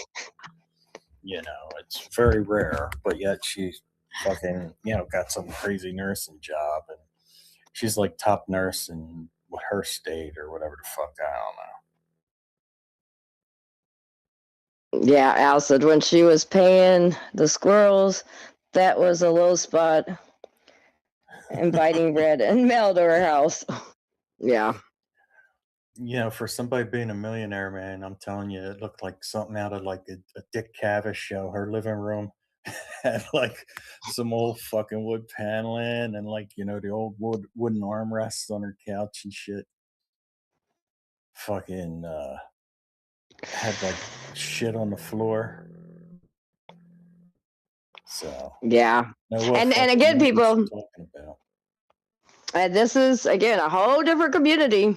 Not even any one of the communities from over here. This is a whole different little troll hangout community. We convoy shit we used to troll. Yeah. And that in itself, it's like you try even when I try to explain people like our community now, right? It's like it's just crazy as fucking time, so it's hard to explain. But when I try to explain the convoy shit, I don't even know how to explain that shit. Yeah, that was wild times. So her acting like she's brand new to all this shit, her acting like clutch her pearls. I mean, she's always been that way when she's in victim mode, but don't let Christine twist you, dude. She's never been, even when she's like, I didn't really speak a lot. Yeah, she did. She worked a lot of shit behind the scenes and started a lot of shit. So let's not act like you didn't, Christine. And you funded the people that was doing shit. So there's that part too. Just saying. And then they ended up not liking you. So he was the one that said he was going to put a pew pew in your head. Remember? She steady be on a panel. She couldn't wait for her link to get thrown. She'd be up on a panel with the quickness. So, again, I've always been an asshole and a loudmouth little brat at times, but Christine, your hands are not clean, baby girl. Oh, we've all been. I mean, shit. I've been banned from your channel a few times. You know what I mean? Exactly. Hey, because when we're talking shit. I get in my face, ban you, then I unban you, then I'm back over on your channel. You know what I mean? Like, she's a fucking idiot. That's what mother hens do, man. You know what I mean? They're gonna cackle like the chicken heads that they are. What can you do? Well, damn, there's a blast from the past. Spoons. Hello? Hey, Summer. Oh, okay. What it, Mitchell? Hey, want to trade facts on Mitch McConnell real quick? Shit, I don't know. I'm starting to think he's dead along with y'all. But I'm gonna hop down, sister. All right. Good talking to you. All right, sweetie. Thanks for coming through. Not a problem. And check that link out that I gave you. I'm definitely gonna check that out. For sure. All right, people. Peace. All right, bye. Spoon's in here? Yeah, look up in the chat. Oh yeah, there she is. I did see her. She told Queenie she was a great mother for setting boundaries when Queenie kicked her son in the head over donuts. 100%. Yep. There's all kinds of lure out there on Christine. So now what were you saying? Sorry, Mitchell. Ooh, she was a character. Did you hear Scott Jennings a week ago say he spoke with Mitch McConnell? I think so, yeah. Okay. He slipped and he said, I think definitely has a couple of weeks left in him, which is the deadline for it going to the election instead of having the governor appoint the seat. Right. So in a week, you'll know the truth. That's all I'm saying. Yep. Oh, yeah. Well, and that's one thing Andy got on today, even his press conference, because he always does press conferences and stuff in the morning. And he got on today and was like, look, it's like this. If you was anywhere else, you work for the people. And yes, people deserve a little bit of people deserve privacy when it comes to the medical. But you work for the people. So you don't get as much privacy as everybody else. But there's also and he was like, look, if anybody just doesn't come and do their job, doesn't call, doesn't communicate, they're getting fired. So what are we doing here? Charles Booker's ready. Republicans are holding the seat, playing politics. Yeah, well, they're fucking themselves. They're gonna because Charles there's the two head runners, the Republican and the Democrat, which is Charles Booker. I mean, he's gonna out of all the rest of them, he'll be the one that would take it out of Democrats. He could easily take this with no problem right now. That's why they're trying to push it off. But what they don't understand is they're doing nothing but pissing people off in Kentucky. And so once again, they're shooting themselves in the foot, right? Oh, so I it's agree. like, okay, you know what I mean? So, okay, cool. Her So I life don't. is not a still photo. It has to be a 30-second live at least. Yep. So yeah, it doesn't look good. Doesn't look good. All right, you like okay, so 420. Let's finish this conversation, Mitchell, over at 420s because I'd love to, pick in with you. I want to say to everybody, thank you for coming through. We've held a lot of numbers tonight, so shout out to everybody that came in from the old crew, Mo and Al and all y'all. I can't name everybody because I'll fucking forget somebody. But yeah, here we are. So Christine, this can stop, or you can continue to sit and play victim. Or you could just let the shit go because your hands are just as fucked up as mine. Okay, so we're not. There's no level playing ground here because you was right next to me, bitch, side for years. So again, stop it. Stop acting like that you're better than everybody and you're just this. You've never done anything, and no, you've talked shit, you've lied, you've trolled, you've done it all. So just fucking stop. So it can stop here or it can keep going. I really don't give a fuck because I'm in the season of not giving a fuck. And so, but all I'll say is the further this goes, I am not responsible for my fucking behavior or anything that comes out or any of that. So, because one thing about you is you know better than anybody, just like the rest of my friends. You can only play with me for so long. Now I'm trying to stop. Drop it. Don't talk about me. Don't throw into windows. You go on and ride into your set. And listen, everybody still support her. Like, I'm not telling y'all don't support Christine. You know what I mean? Hell, I'm still going to be watching. Hello? And whatever. We could be cordial or we don't have to be. I'm cool either way, just so we understand each other. And when I'm telling you, the next step, I mean, I go to hell when a motherfucker fucks with me. The next level is I'm going to the pits of hell. I've been to hell with you already. Now we're going to the pits of hell. So it's whatever you want to do. I don't give a fuck. Okay? And you can say you got people. I got people too. This can get real messy if that's what you want to do too. I just want to go ahead and cover that real quick too. Because I don't play around, Christine. You know me better than, well, besides the other chicks that know me behind the scenes like that. But you know what I mean? You are one of those very few people that know how we get down. So stop. It don't need to be this. Let it go. Or don't. Go ahead, Casey. I'm gonna say this. I've never not once said that anyone is not welcome on my panel, whether I don't get along with you or not. You're more than welcome to come to my panel. But Christine, what you don't need to do is white knight for Amanda. That clearly didn't have anything to do with you when my name was brought up from her. So I would appreciate if you just stay out of it. Yeah, she does. She don't want to be in it. She needs to stay out of it. Yeah. You need to stop. Because had you not brought my name up, I wouldn't be saying shit right now. So there's that. But the funny thing, Casey, is I wasn't the initial argument with me and Amanda when we started this new argument that we've done. I wasn't even going on panel to talk shit to her. I was going. Can somebody drop Casey's link, please? Because she has a panel now too. And some of the old crew would like to be able to support her. Anyway, I wasn't going up there to talk shit to her. I was talking shit to this guy Beans that was we were over on BT's channel or whatever, and he kept trying to throw shade and shit, and I get, Blaze is trying to just be chill and whatever, but me and Lisa jumped up and was going to give him the smoke, and while I'm in the process of giving this dude the smoke, this fucking pick me bitch gets in and is like, wants to put her fucking cape on and decides she's gonna. I'm like, bitch, you don't even know this motherfucker. Shut the fuck up, you attention whore. So I gave her the attention she wants. So, and the same thing with you. She had nothing to do with it. You had nothing to do with mine and her argument, but yet she was going to try to. She's reaching for straws. Here, I'll reach for Casey. Well, that turned around and bitch in the ass. Now, okay, Christine's going to hate bond with you right now, but neither one of you bitches like each other. So I don't even know, it's just stop the fakeness, man. We would all do better on these YouTube streets if people were just who the fuck they are. Own that shit and ride that shit like it's your favorite dick, bitch. Holler. I'm out. Everybody go over to 420s. We out. Talk your shit, baby. Louisville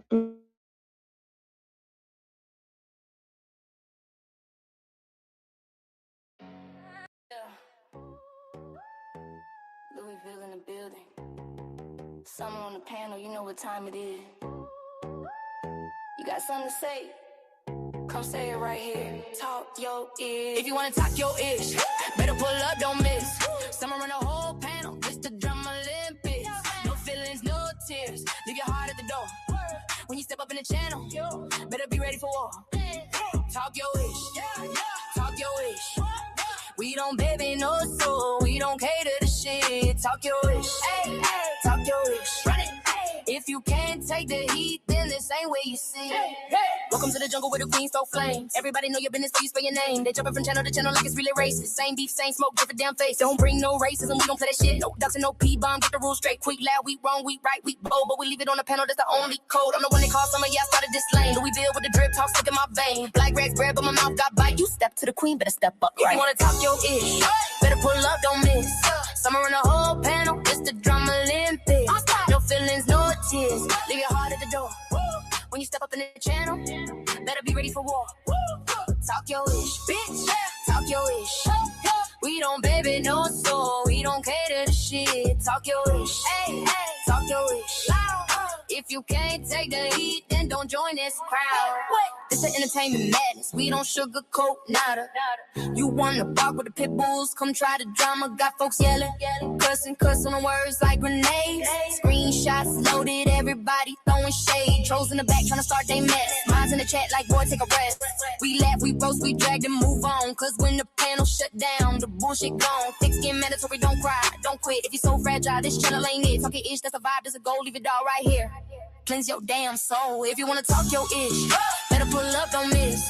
Summer on the whole panel, it's the Drum Olympics. No feelings, no tears. Leave your heart at the door. When you step up in the channel, better be ready for war. Talk your ish, talk your ish. We don't baby no soul, we don't cater to shit. Talk your ish, talk your ish. If you scared of the smoke, go and log off quick. Summer, talk your wish. Welcome to the drama playground. Enter loud, leave empty.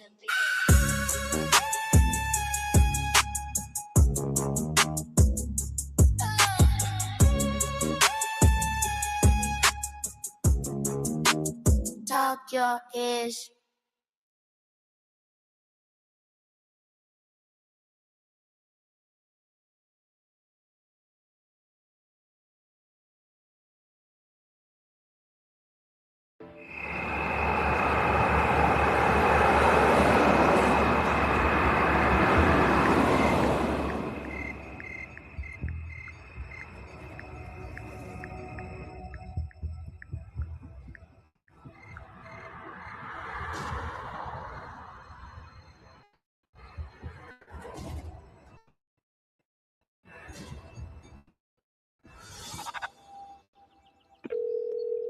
Gwinnett County 911.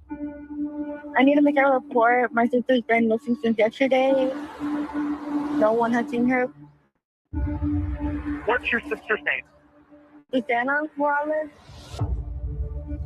When Susanna walked out the back gate of Sterling Glen Apartments, there's a sidewalk there that would take her straight to her residence. Where can I see her last known location? Have a screenshot. You have a screenshot? They could see that she was walking back from the apartment complex down Singleton Road. And all of a sudden, she goes in the opposite direction in the car. And that's when I started panicking. Something happened to her on the way home.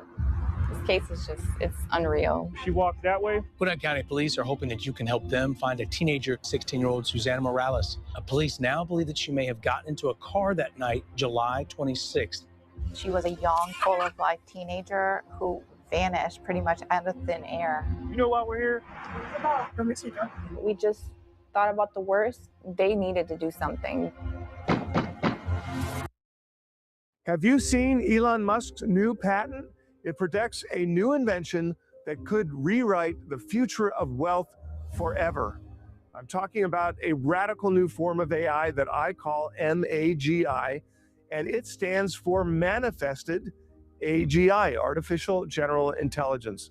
And I promise I'll explain what that means because Elon Musk himself describes this breakthrough as an infinite money glitch.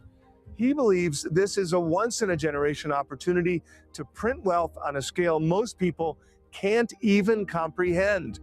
Jensen Huang, the CEO of NVIDIA, is already on record saying this exact technology will trigger the next wave of the AI boom and birth the next multi-trillion-dollar industry. And right now, if you move fast, you have a rare shot to get in at the absolute ground floor. What's the upside potential here? Well, I know this is going to sound a little crazy, but Elon is projecting growth of over 7 million %. Just let that sink in. If he's right, a modest $100 investment could explode into more than $7 million.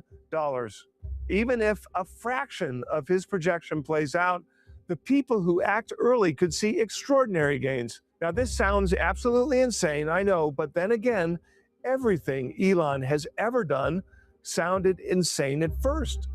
Completely self-driving cars, reusable rockets that land themselves, brain chips that let paralyzed people control computers just with their minds.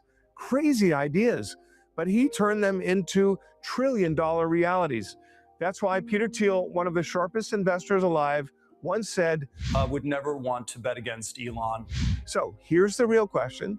Will you watch Elon build another empire from the sidelines, or will you finally position yourself to potentially become one of the winners in his next trillion-dollar revolution? Hi, I'm Jeff Brown. I'm a former senior executive of 3 major public tech companies, Qualcomm, NXP Semiconductors, and Juniper Networks, 3 firms that now generate more than $50 billion in annual sales. Because of all my tech experience, I've been able to see big tech trends before most people catch on. And that's how I was able to pick Bitcoin before it jumped as high as 52,400%, Tesla before it jumped as high as 2,150%, and NVIDIA before it jumped as high as 36,000%. Today, I'm recommending this little-known Elon Musk supplier because it makes a technology that I believe will be key for this new AI revolution. I recently gave an interview where I revealed all the details on this explosive new opportunity, but you will need to act fast because Elon Musk said he will begin to ramp up production of this new AI breakthrough by the end of the month.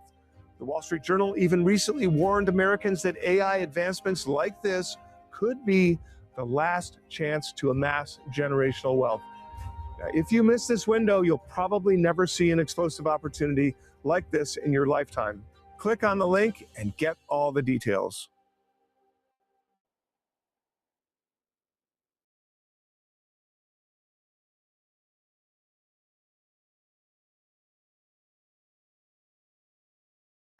Female killers kill for power.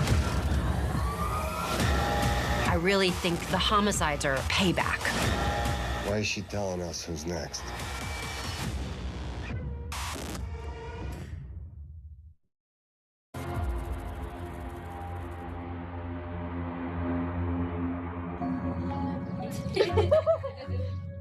Oh, brushes. Oh. Susanna was the baby. She would get everything that we wanted when we were at her age. Necklace, earrings. Yes. She was definitely spoiled. Y'all really went out. This is cute. Ooh. I like this.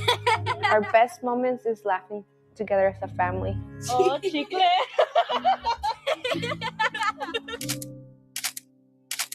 Susanna Morales was very close to her family. They lived in Norcross here in Gwinnett County. We are a large county just north of Atlanta, and we're one of the most diverse counties in the United States. Where are you from originally? Mexico. What were you looking for? Vivir mejor, ¿verdad? 3 daughters? 3 hijas? 3 hijas. Julissa, Yasmin, y Susana. Her name was Susanna, but you called her? Susie. Me and Susanna had a 10 years difference. Me being the oldest, I used to take care of them. Susanna was very outgoing.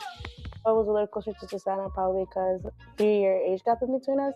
She was always making TikTok videos. She loved to record music videos of herself singing.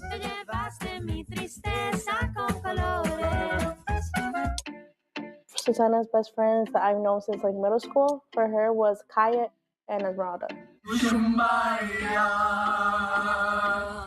They were very, very close. We had fun together. We didn't have to do much to be happy around each other.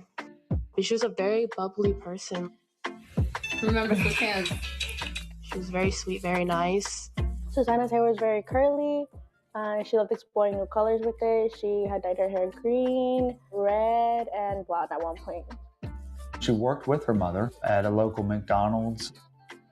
She loved music. She loved to play a ukulele that had been given to her. She loved to sing. So won't you say me your location? Let's focus on communicate.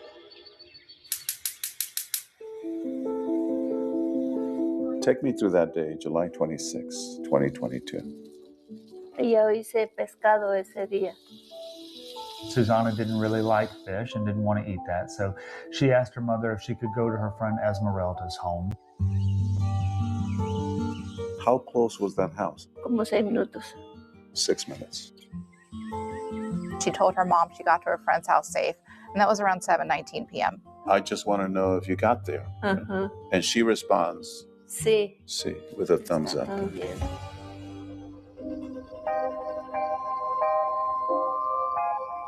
Later that night, approximately 9:40-ish p.m., Susanna's mom starts calling Susanna and asking her to come home because it's getting late. You were going to go pick her up. Le llamé 3 veces y no me contestó y ella siempre acostumbraba a contestarme. Susanna's mom reached out for Susanna to be like, hey, where are you? And she texted her and texted her and texted her. Susie, do you want me to go for you? Ajá, le digo, mija, contesta por favor. My daughter, please answer. Because Susanna's mother was not able to get in touch with her, she reached out to Esmeralda and her family. She called me asking if Susanna was at my house. Susanna had actually never come over there. Of course, that's my best friend, so I will back her up. I told her that Susanna was leaving while I was able to get enough time to get a hold of Susanna. Initially, Esmeralda, being a teenage friend, was trying to cover for Susanna. I contacted her, calling her, no response. So I texted her and told her that her mother was looking for her and she better be on her way home before I get in trouble. Susanna's mother recalls talking to Esmeralda's mother, who told her Susanna was never there. So mom at that point is worried and like, hey, why was my daughter not where she said she was? I remember getting a call from my mom like around 9 or 10 p.m. at night. And she was just asking me if I've heard from Susanna or if I had talked to her because she wasn't answering her phone. Susanna's mother was continuously contacting people, trying to figure out where Susanna might be. She had a very good relationship with her sisters and her mom, so that was not characteristic if she did not get in contact with her mom. I told my mom that maybe Susanna's phone had died or that she fell asleep, and let's just wait till morning to hear from her. You realize there's something really wrong here. Yo sabía que estaba en peligro. One of Susanna's friends gets a crash alert on her cell phone. Susanna's in a moving vehicle and there's a serious crash.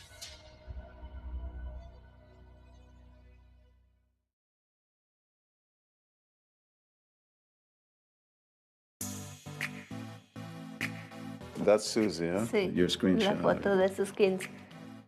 On her 15th birthday? For her quinceañera, what did she want more than anything? Mami, quiero tacos. Tacos. Tacos, Susie? All she wanted was to go eat tacos. She wanted us to buy her a mini quinceañera dress, a pink, sparkly, short quinceañera dress. Susanna was always hanging out with her friends.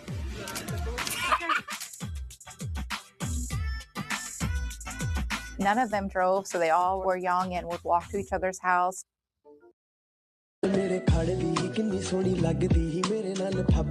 Why you should never keep your gas tank above half full. For 8 years, I was blaming my car for burning through gas. Turns out, my car was never the problem. I'm a school teacher in Austin, and I've spent the last 8 years trapped in the same exhausting cycle. Fill up, watch the gauge drop, fill up again, watch it drop even faster. Over $400 every month, constantly at the pump. My commute to work is 40 miles on the highway. That alone was eating half a tank every week. I started avoiding driving anywhere that wasn't absolutely necessary. I thought this was just what owning a car costs. Then 4 weeks ago, something impossible happened. I'm at my mechanic's shop picking up my car after a routine oil change and brake inspection. The front desk guy hands me the keys. All done, Mrs. Reeves. I get in, turn the key. I hadn't even filled up recently. The tank was at 3/4 and the dashboard reads 1,100 miles to empty. I stare at it. My car has never shown more than 340 miles to empty on a full tank. Ever. I had no idea what to make of it. I just drove home. That's when I start noticing. The next morning, I drive to school. 16 miles each way. The gauge doesn't move. I drive to the grocery store, pick up my kids from practice, run errands all weekend. The gauge still doesn't move. By Wednesday, I've driven over 200 miles. The dashboard still shows 900 miles to empty. That has never happened before.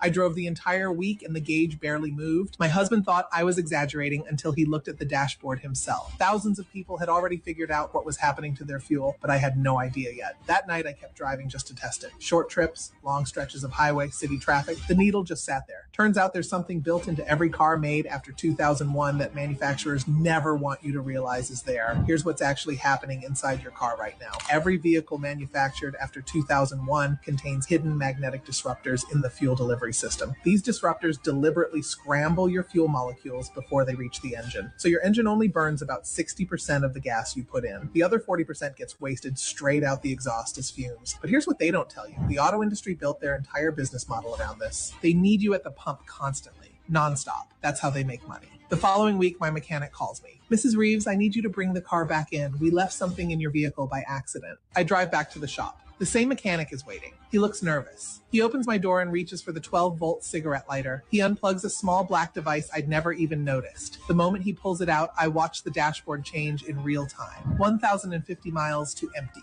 800, 600, 340, right back to normal, right back to where it always was. Wait, what was that? My car was getting incredible mileage all week. He avoided eye contact. That's mine. I plug it into every car I test drive out of habit. I forgot to take it out of yours. I stared at him. What is it? I want one. He hesitated. I can't sell these to customers. Why not? You use one yourself. His voice dropped. Because if every driver had one of these, no one would ever need to stop at a gas station again. That's when I knew this was bigger than I thought. Before he pocketed the device, I spotted the name printed on the side, Fuel Sync. I looked it up that night, found thousands of reviews, people showing dashboards reading 800, 900, over 1,000 miles to empty. Families spending $30 a month on gas instead of $300. It uses electromagnetic molecular realignment technology that sends waves at exactly 847.3 nanometers. These waves override the magnetic disruptors and realign your fuel molecules back into perfect formation. So your engine burns 100% of the fuel instead of wasting 40% as fumes. The mechanic eventually told me how he discovered it. His own truck was eating him alive on gas, over $500 a month just to get to work and back.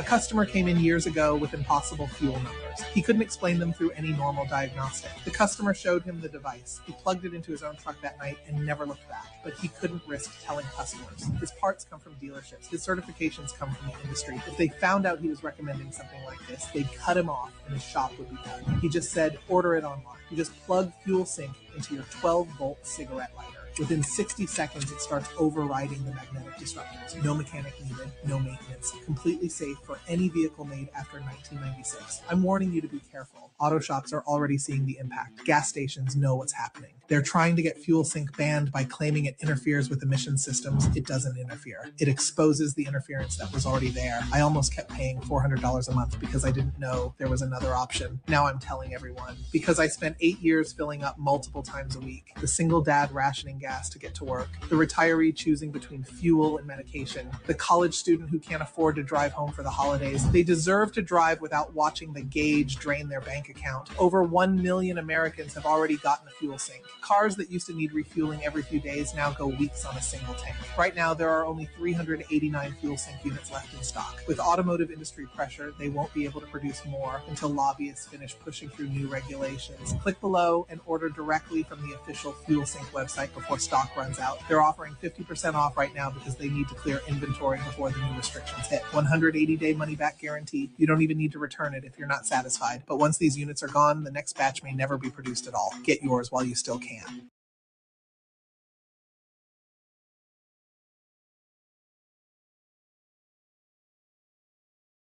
If you can hear people talking but can't understand them, watch this. Best way to hear clearly again at 75? $5,000 hearing aids? Nope.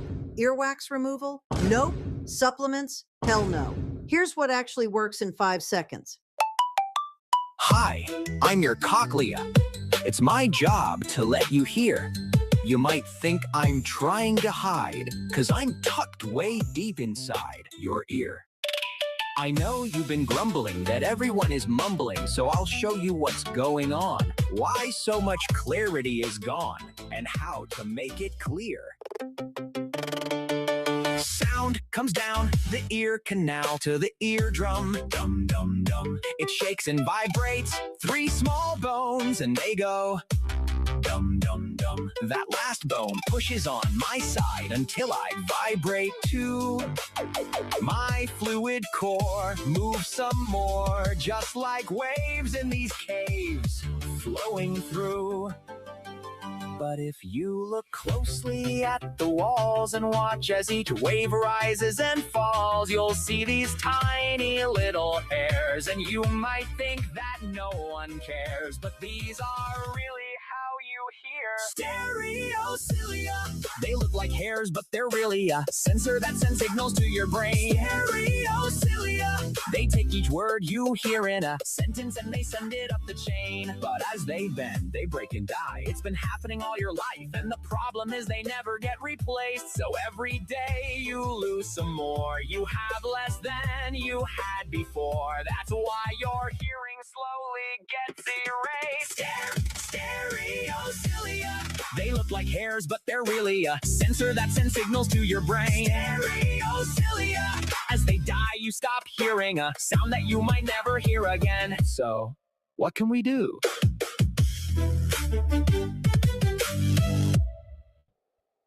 Well, first we need to look at what's happening in the hearing loss industry today, because for hundreds of years, the only solution to hearing loss has been to increase the volume of the sound that is coming into your ears. It started with horns that you'd hold to your ear to capture more of the sound. Then in the 20th century, we built microphones and amplifiers that would capture the sound and boost the volume. And over time, we went from huge boxes you would have to carry around like a suitcase to the classic hearing aid you see wrapped around people's ears. For many years, the only real advancements in hearing aids was seeing how small they could be made while still having a big enough battery so they could be used all day. But there was still a huge problem, and solving this problem is the reason why, until very recently, hearing aids have cost thousands and thousands of dollars and have needed costly tests and doctor visits on top of that. So what's the problem? Well, as I explained before, when the stereocilia break inside me,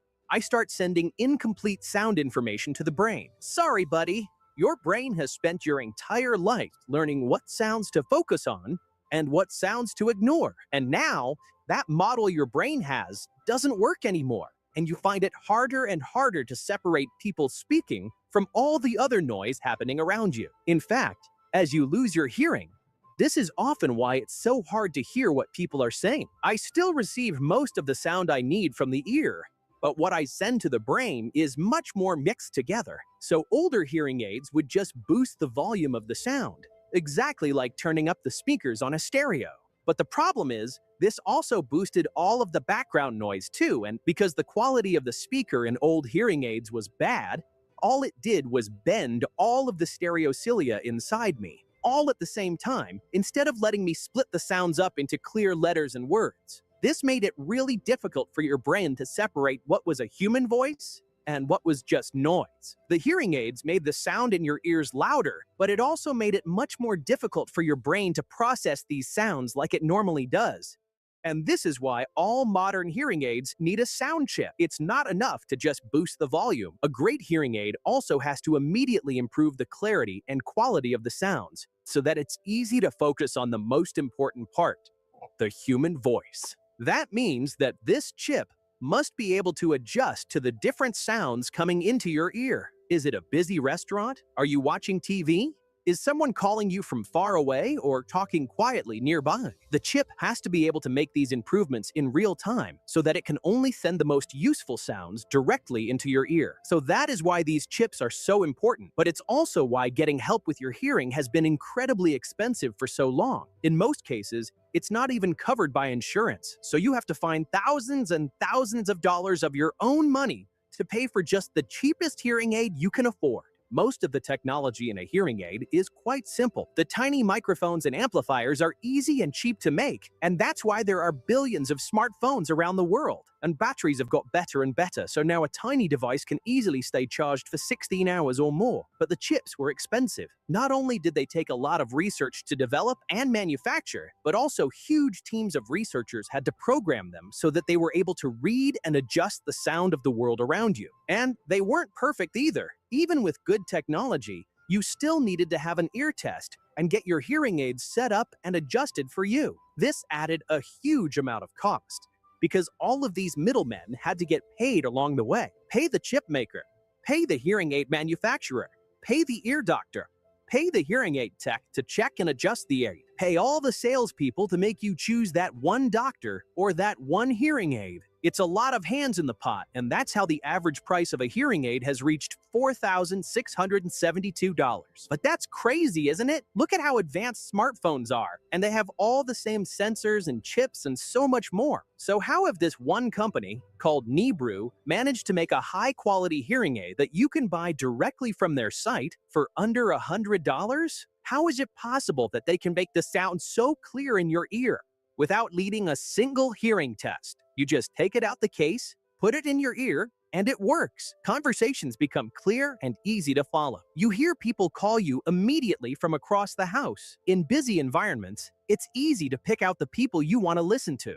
The TV sounds sharp and clear. Music on the radio is a pleasure again. And this is how they did it. Inside every Nebrew hearing aid is the Vox Humana chip, designed and programmed to improve the human voice in any scenario and send crystal clear, clean audio deep into your ear. Just 10 years ago, this would have taken huge teams of researchers and technicians, costing millions of dollars in development costs, which pushed the price of hearing aids to such high levels. But now, because of the innovations in how we can analyze data and build advanced models of how the ear works, all on a regular computer, this has made it possible to take huge volumes of sound data from every kind of real-world scenario and learn exactly what adjustments needed to be made to boost the human voice for maximum clarity. This enabled Nebrew to design, program, and sell the hearing aid directly to you with zero middlemen and almost no development costs, thanks to the advancements in data technology. The chip has also been developed to use the minimal possible power, which is how it's possible to create a tiny device that slips right into your ear canal and becomes almost invisible to anyone you talk to.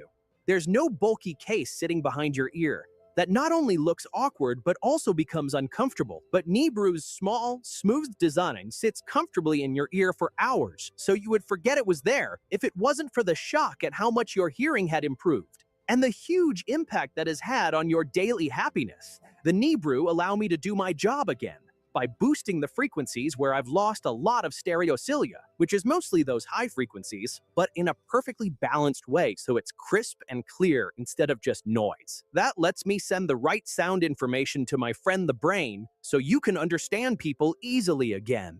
In fact, to your friends and family, it will seem like your hearing just miraculously got better, and you are back to your old self almost by magic. If you don't want to tell them your secret, that's up to you. But there is one catch. You are only able to get the Nebrew for under $100 for a limited time. Their goal was to completely change the hearing aid market, to drive prices down for everyone, as hearing loss is a problem that could affect all of us at some point in our life. So they're offering a 70% discount on their Pro 3.0 hearing aid. But as the big hearing aid brands and world-famous technology manufacturers realize people are no longer willing to pay the thousands of dollars that they demand, they are going to try to put pressure on companies like these, and it will make it hard to keep the same discount. So please don't miss this deal while it's on. I'm extremely happy that I got my hearing aids. Here they are. And I recommended to actually about 4 friends, and all of them told me that they were going to get it because I told them how happy and satisfied I was. Nice. Thank you for the great product that you make. Well, I followed the directions, 2 hours a day for week 1, so on and so forth. And that really helped because it was such a good product to be able to hear was almost annoying for a while. And then I was able to wear it all the time. And that was great. Once I got it in and I got it in the right level, I forgot it was in there. It didn't bother me. I didn't have to readjust it. It was great. I mean, that actually surprised me because hearing aids that I'd had before, I would have to redo them or pull on the ear to make it fit and different things. I didn't want that. It was great. Clean it up, make it a little clearer. If I can tell you, the main things that I liked about the hearing aid was it was comfortable to wear. Once I got it in and I got a good, I call it seal, no problems. It was very easy once I learned how to reach up and touch the button. So, I mean, I was very impressed with your product.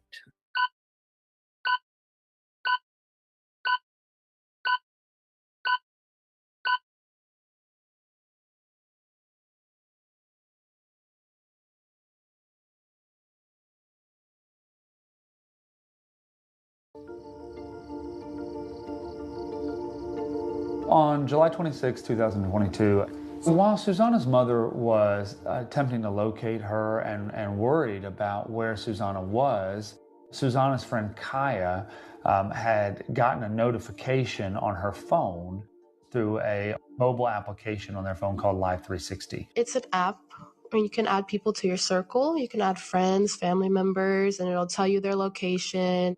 It also provides other safety features, like parents can track their kids. It shows how fast they're driving. It shows if the phone battery's low, things like that. Around 10:30 p.m., Susanna's friend Kaya had gotten a notification on her phone that Susanna's phone had been involved in some kind of crash. Kaya gets what they call a crash alert on her phone. To get a crash alert, there has to be serious force with that phone. Susanna could have potentially been involved in a car accident. Once Kaya got the Live 360 notification crash alert, she contacted Esmeralda. So her friends at that point are worried about Susanna, and Susanna didn't drive. After speaking with Esmeralda, she went out there and checked it out because we were thinking she got into a car accident. They had the location of where the alert was sent from. So they went to that location and started looking for Susanna. I was on the phone with Kaya. My sister had Susanna's phone number. My sister was calling her phone to see maybe we could find it or find any debris of any sort of car crash, but that road and that neighborhood was very quiet that night, so obviously there was no car crash. There's no signs at all of a vehicle crash, no signs of Susanna, and no signs of her phone. She couldn't find any debris or anything, so we just assumed that she was sleeping over at a friend's house, and we slept on it.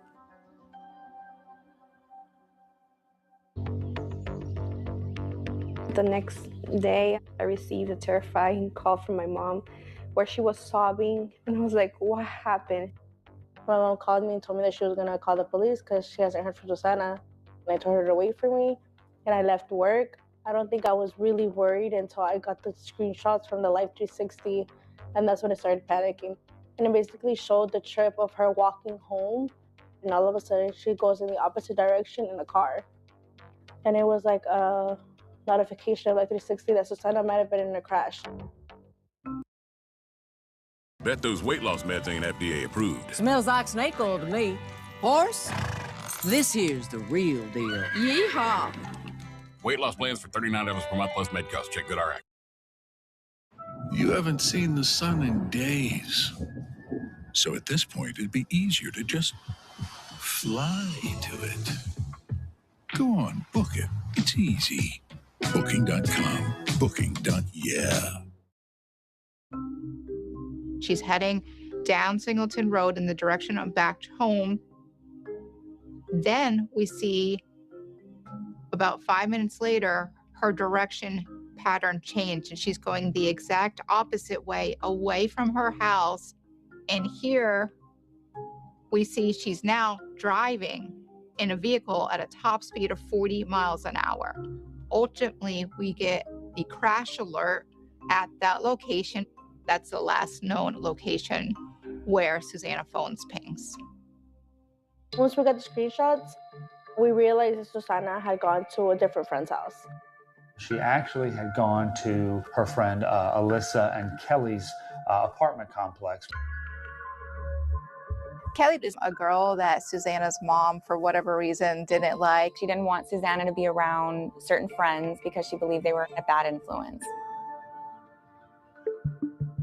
Susanna knew that her mom was going to say no about her going to Kelly's house. So she asked, can I go to Esmeralda's house?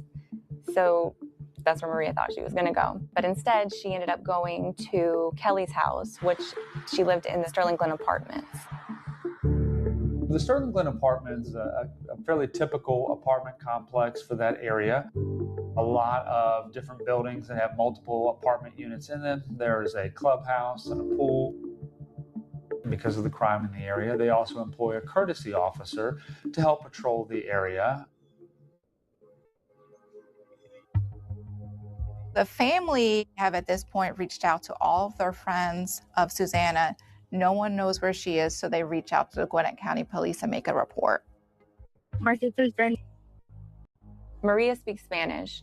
So just to have that clear communication, if we can, we send officers that speak Spanish. Buenos días. Mi hija ayer a las 6 de la tarde se fue de su amiga según y su teléfono está apagado. Her friend has her on like 360, know that is? But it's not like renewing her location. And once the officer arrived at the house, we were just letting them know what was going on, that Susanna hadn't made home since last night and she wasn't answering any calls. So where can I see her last known location? We were showing him the screenshots from the Live 360 and all the messages that we had, and they asked us to send that to them, so we did. When you're looking at the 360 of her being in a car, it can be someone took her, or it can be that she ran away. Whose car is she in? What happened? Is she okay?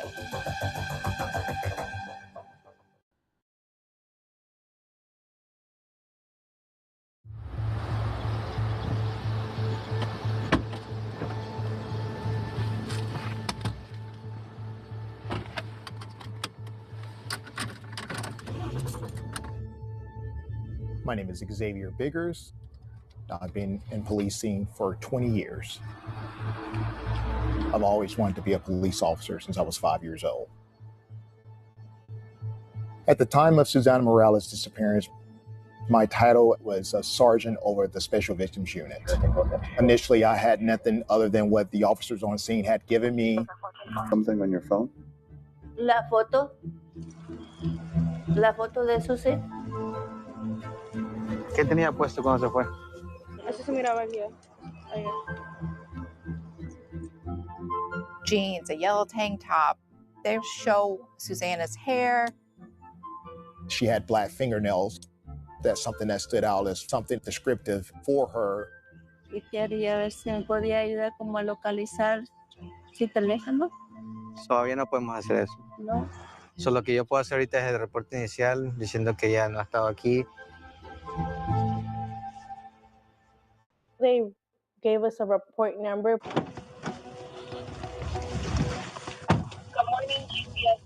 Good morning. I need to list a juvenile missing. When Susanna's mother called us to report her missing, she was put on the system by the officer that made the report as a missing person. On that day, I was the on-call sergeant. They called me and let me know that they went door to door trying to get more information about her disappearance.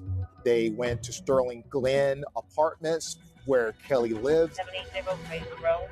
Hello. Hello. They spent about a good 3 to 4 hours at that apartment complex looking for her. She here? She's working right now.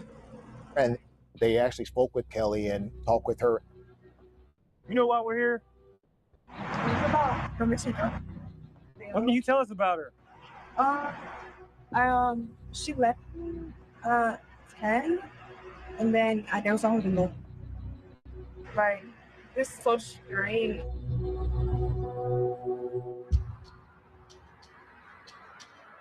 Susanna ended up walking over to her friend Kelly and Alyssa's home at the apartment complex. We were actually able to locate social media videos that were taken of Susanna and her friends that day. We were doing a belly piercing, just taking videos. We were just hanging out. We ended up walking to the back of the gate to the apartments, and then I just said goodbye. Around 10 p.m., Kelly said that she took Susanna to the exit of the Sterling Glen Apartments on Singleton Road. Singleton Road is located in a pretty populated area. There are residential areas as well as businesses. Even at night, there's a lot of foot traffic as well as vehicles. Susanna had walked on that road numerous times, so she was familiar with it. However, once you pass the businesses, it is a very dark walk back to Susanna's house.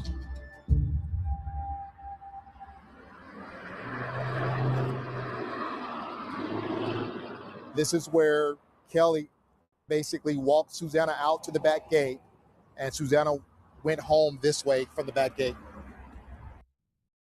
An immigrant could come in with nothing in her pocket and become the CEO of an iconic American red, white, and blue company. It can't happen in any other country in the world. I would never have been CEO in any other country of the world, including in India. So I'm genuinely grateful, Conde. Attracting the very best talent from around the world, those seeking education and opportunity, has been one of America's greatest strengths for over 2 centuries. Immigrants have contributed to our vibrant culture and our dynamic, world-leading economy. Indra Nooyi is a part of that American story. Choosing to move to this country as a young adult, Indra embraced America's openness and thrived within our world-leading institutions. She became a trailblazing business leader. Indra rose to lead PepsiCo, an iconic American brand recognized around the world. Along the way, she developed a deeply personal understanding of what makes American freedom and opportunity so unique in this world. For Only in America, my conversation with Indra Nooyi.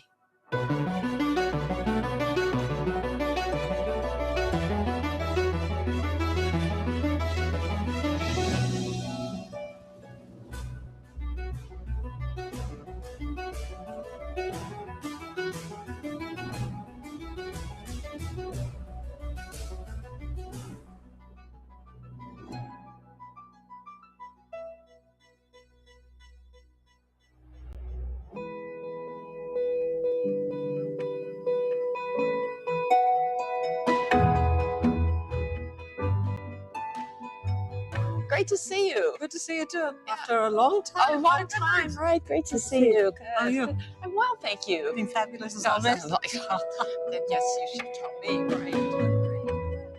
So what's the most interesting thing you're doing right now from your point of view? Being on the board of Amazon is mind-blowing. It must be, Mind-blowing. absolutely. Yeah. They keep seeming to invent new business models. They are. All the time. And the way people think and the way that people act so fast. Yeah. I've never seen something like that. Right. Yeah, so it's been quite amazing to watch. When did you come to New York last? I don't get to the East Coast that much. Probably 4 times a year.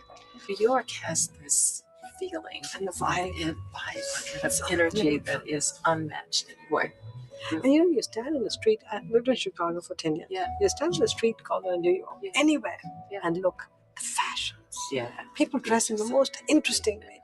I go to Chicago sometimes to visit. It is so boring. I hate to say I love Chicago. Yeah. It's boring. It's a great city, but it's right. Yeah. New York is just exciting. People dress in, they mix and match things. You're like, how did you think about this? Yeah, it's a really exciting place. All right. Which of us is where? We'll have you sit on this side. Okay, and I'm here. And you have my phone with the... And Stephanie's going to bring it down. All right. Okay. It's a really pretty suit. It's the acro skirt. that I'm matching. Chanel came home and taught me how to match my Chanel jackets. Other things other than Chanel. Oh, yeah, right. Yeah, I yeah. used to match them all. She said, Yeah. "Don't wear it with jeans." Yeah, that's beautiful. So I'm Really learning to wear it with jeans. color is spectacular. Yeah. All right. Mark. Hey, Mark. I'm here with my longtime colleague and good friend, Indra Nui. We're here in New York City looking out at this exceptional city that in many ways has been a landing point throughout our history for people from all over the world. And we're going to have this discussion about Only in America. I really look forward to spending some time with you. It's been a while. You are, of course, the former CEO of PepsiCo, but very active still in the business community and philanthropy. So we'll get to some of that. But I want to start with the following question. So when my students come to me, they very often say, I want to be a leader. And I say that's not a job description or a destination. And it does lead to the question, though, of how one becomes a leader. There's this lifelong question, are leaders made or are they born? So tell us about your leadership journey. You know, this question about are leaders born leaders or are they made into leaders? It's sort of a long-term question which has never been resolved.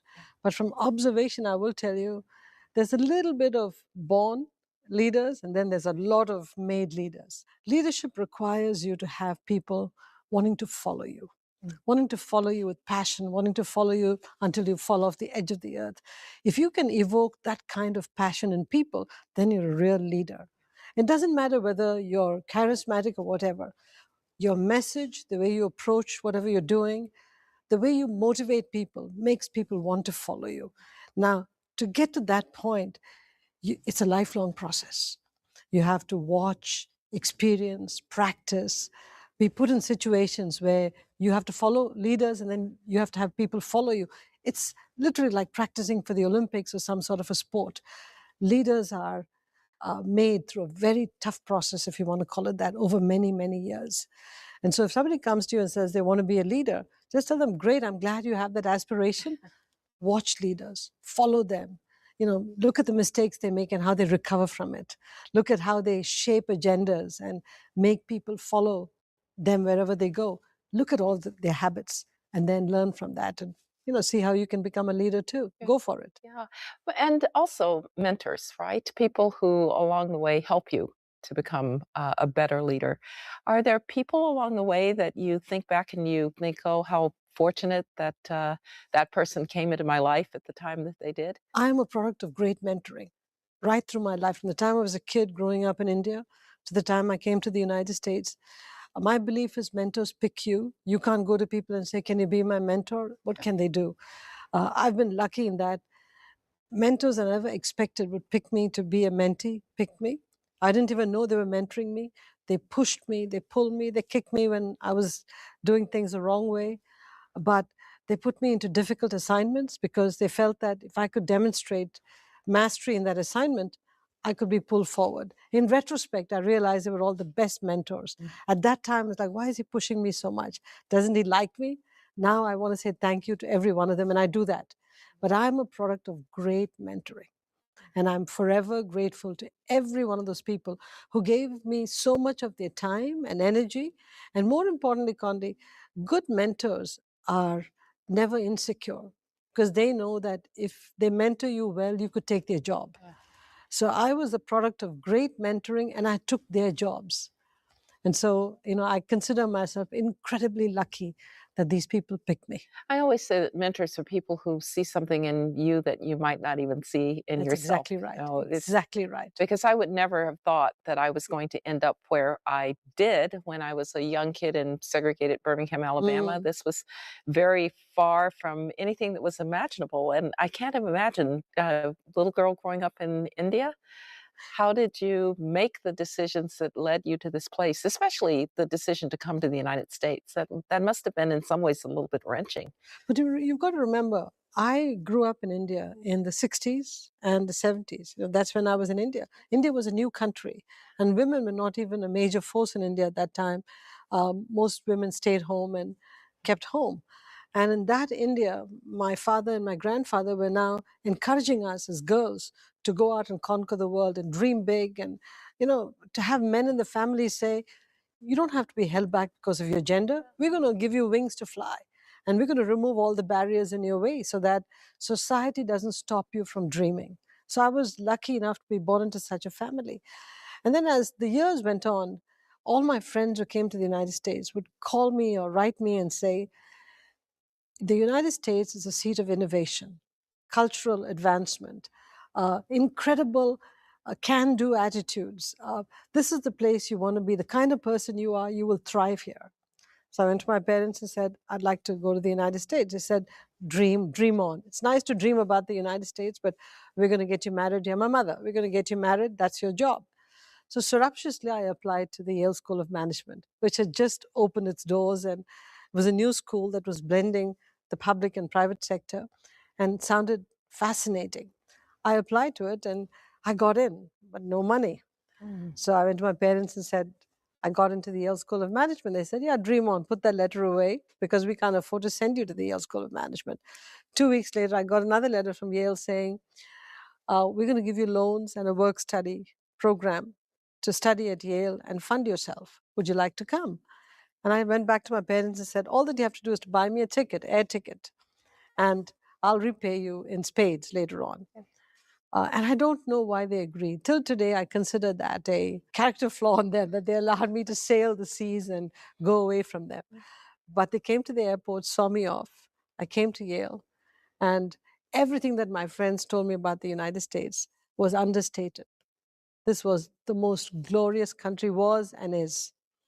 It was a seat of innovation. It was a seat of creativity, culture, a seat of people wanting to change the world. And I found it to be the most exciting place in the world. And one thing led to another. And before I knew it, I was progressing up a corporate ladder. Yeah, that's really, it was word of mouth at some level with friends who somehow knew something about the United States, knew it was a place that was different. And you say it exceeded expectations about how different it was. But when you arrived, you must have thought, what have I done? Well, it was a lonely place, because there are not enough sounds on the roads here. India is full of sounds, lots of people, lots of colors. Here it was a quiet place. So I landed in JFK and went up to New Haven. And for a moment, I wondered whether I'd done the right thing. How am I going to cope with this loneliness? And then even at Yale, it was a time when there weren't many international students, especially colored international students or colored students overall in the School of Management. And so I don't think I fit in. On the other hand, I will tell you, our colored students banded together. We worked our tail off because to us, we didn't come there for the social life. We came there to study and to work hard and to move ahead. So the goal we had was very, very clear. Study, work hard, get great grades, and somehow land a job. That's all the objective was at that time. And so the fact that we didn't get invited to any parties or any trips to the Cape or anything like that, who cared? We didn't know anything about it. We didn't dress well. We didn't do anything the right way. And in those days, there weren't any counselors to tell you how to dress or how to talk or how to interact with people, nothing. So we were the misfits. And if I look back at pictures of those days, oh my God, we were the misfits. But somehow we were viewed as academically pretty damn good. So by the time the second year rolled along, people wanted to be in study groups with us. People wanted to be in projects with us. So we went from, oh my God, what has Yale done, to not bad. These people are pretty damn good. So if we are in the group with them, maybe our grades will improve too. And so we were desired and wanted.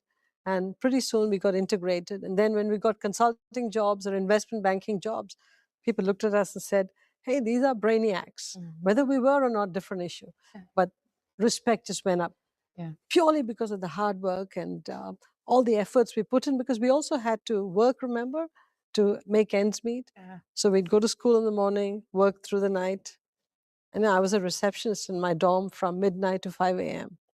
So people realized that this was a grueling experience for us, and they've respected us for that.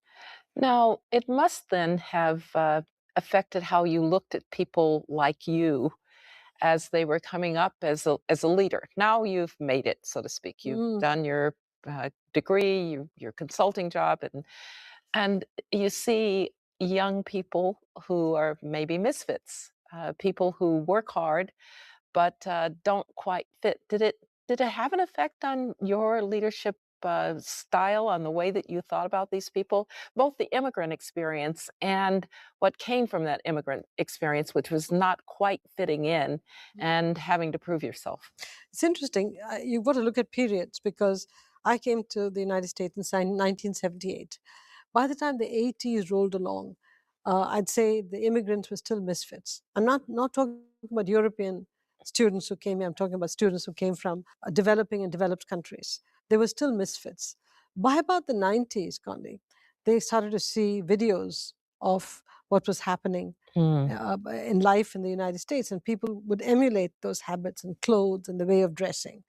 And the world was becoming more free in terms of exports and imports. When I was in India, it was a very restricted country in many ways, and there weren't too many imports, and you didn't see much. But in the 90s, everything changed. All of a sudden, you had many more students coming here. They were more used to a global environment, and they were more seasoned and suave, everything that I lacked. I had courage. I mean, I could debate, I could hold my own, but I didn't feel good about how I looked or appeared. The kids who came in the 90s all of a sudden had courage. They stood tall. They knew what their place was in society, and they weren't as feeling so insecure as I did when I first came here. So I think as the years went by, things got better for them. Yeah. So immigrants in general, they are people who've left something behind. When they come to the United States, they have certain expectations. I remember back in the old days, people would say that they thought the streets might be paved with gold, but maybe it wasn't paved with gold, but it was paved with the possibility of ambition, right? The possibility of starting anew. And so there was that spirit. And do you think we still have that spirit among immigrants? Are we doing the right things to make sure that people still feel that way about the possibilities that the United States will bring? So there used to be an observation many years ago which said, if you opened the doors of every country wide open, where would people go? And the answer was, the most number of people who leave their countries would still want to come to the United States because it was the greatest country. I'm going to say boldly that even today, if you did that, most people want to come here. Because in spite of some of the flaws we might have, we are still the greatest country in the world. And people will still want to come here, because what made the United States so attractive for me when I came here in 1978 still holds today. Somehow when you come here, you change. You become more exciting, more aggressive, more transformational, more innovative. I don't know what it is about the environment here. Look at New York. You drive around New York, you want to become a different person. You watch fashion in New York on street corners, you want to go and dress fashionably. I mean, everything about what you see here sort of excites you, Kandi. I hate to say it, this is the place to be. The United States and New York are just exciting. And so I think to immigrants, especially immigrants who want to come here for a degree, this is unbeatable versus any other country in the world. And I'll say that without any hesitation. There is something about this place, and I often am a little bit concerned that people who were born here and perhaps don't see it coming anew don't quite understand it. So you've begun to describe it. So if you were to say to an American citizen, somebody born here in the United States, here's how you should feel if you were an immigrant. Here's why, as an American citizen, you're really lucky. What would you say? I say this to my daughters all the time. I say to them, you have no idea how lucky you are to be born in the greatest country in the world. And they look at me and say, tell us how it's the greatest. And I tell them, let me tell you what life is like when you go to any other country versus what it's like here. I'll start with technology. All the big technological innovations, they may have happened in other parts of the world, but they were commercialized here. Technology developed doesn't make any difference. It's when you commercialize it and make a difference in the world is where it really, where the rubber hits the road. So I give them examples of commercialization happens here. This is where an immigrant could come in with nothing in her pocket and become the CEO of a iconic American red, white, and blue company. It can't happen in any other country in the world. I would never have been CEO in any other country of the world, including in India. So I look at them and I say, look at what I could achieve here. It's because the system is a meritocratic system. Mentors don't care whether you're male, female, ethnicity, gender, they don't care. They just want the best brains to rise to the top. So you guys should be happy that you're in this country, and you've got to do everything possible to maintain the spirit of this country, because ultimately the future generations, instead of criticizing what's not working, go fix it and keep this country great, because there isn't another one like this anywhere in the world. And I say that with all sincerity because I'm genuinely grateful to the United States, because I came as a guest and the US welcomed me with open arms. So I'm genuinely grateful, Conde. Let's talk about that career, which is an extraordinary career, and how you moved through from the receptionist at the Yale desk up through to become the CEO of PepsiCo. What were some of the moments along the way that shaped you and then shaped how you thought about leadership and perhaps also about innovation? I think people don't realize the degree to which a consumer brand like PepsiCo also has to innovate constantly. Take us through some of your journey in that way. I think there are many contributors and contributions to my journey. Okay, there's what I did and how that contributed. My mentors, oh my God, without them I'd be nobody. And then the institutions I was a part of. I think all these played a part in my life. Let me start with my mentors. My mentors believed in me even more than I believed in myself. They would give me impossible assignments to do just to prove to the world that I was worth mentoring. They would lift me up at points when I thought I could never be lifted up. And I must say, all my mentors were white men. Yeah. And I'm grateful to them. And many of them were, part of the armed services in the United States before they came to PepsiCo or any other place. And they were just unbelievable mentors. They would tell me, no, believe in yourself. You're capable of doing this. Let me give you a little push and you'll do way better than you're doing now. So in so many ways, they shaped me. That's one contribution. I worked awfully hard, Conde. As I think back to my life, I worked so hard. I was never happy with my output. I always thought I could do a little better and a little better and a little better. Maybe that's not right, because when you go for perfection, you give up everything else to set your own definition of perfection. And for me, that definition was never, ever with an endpoint.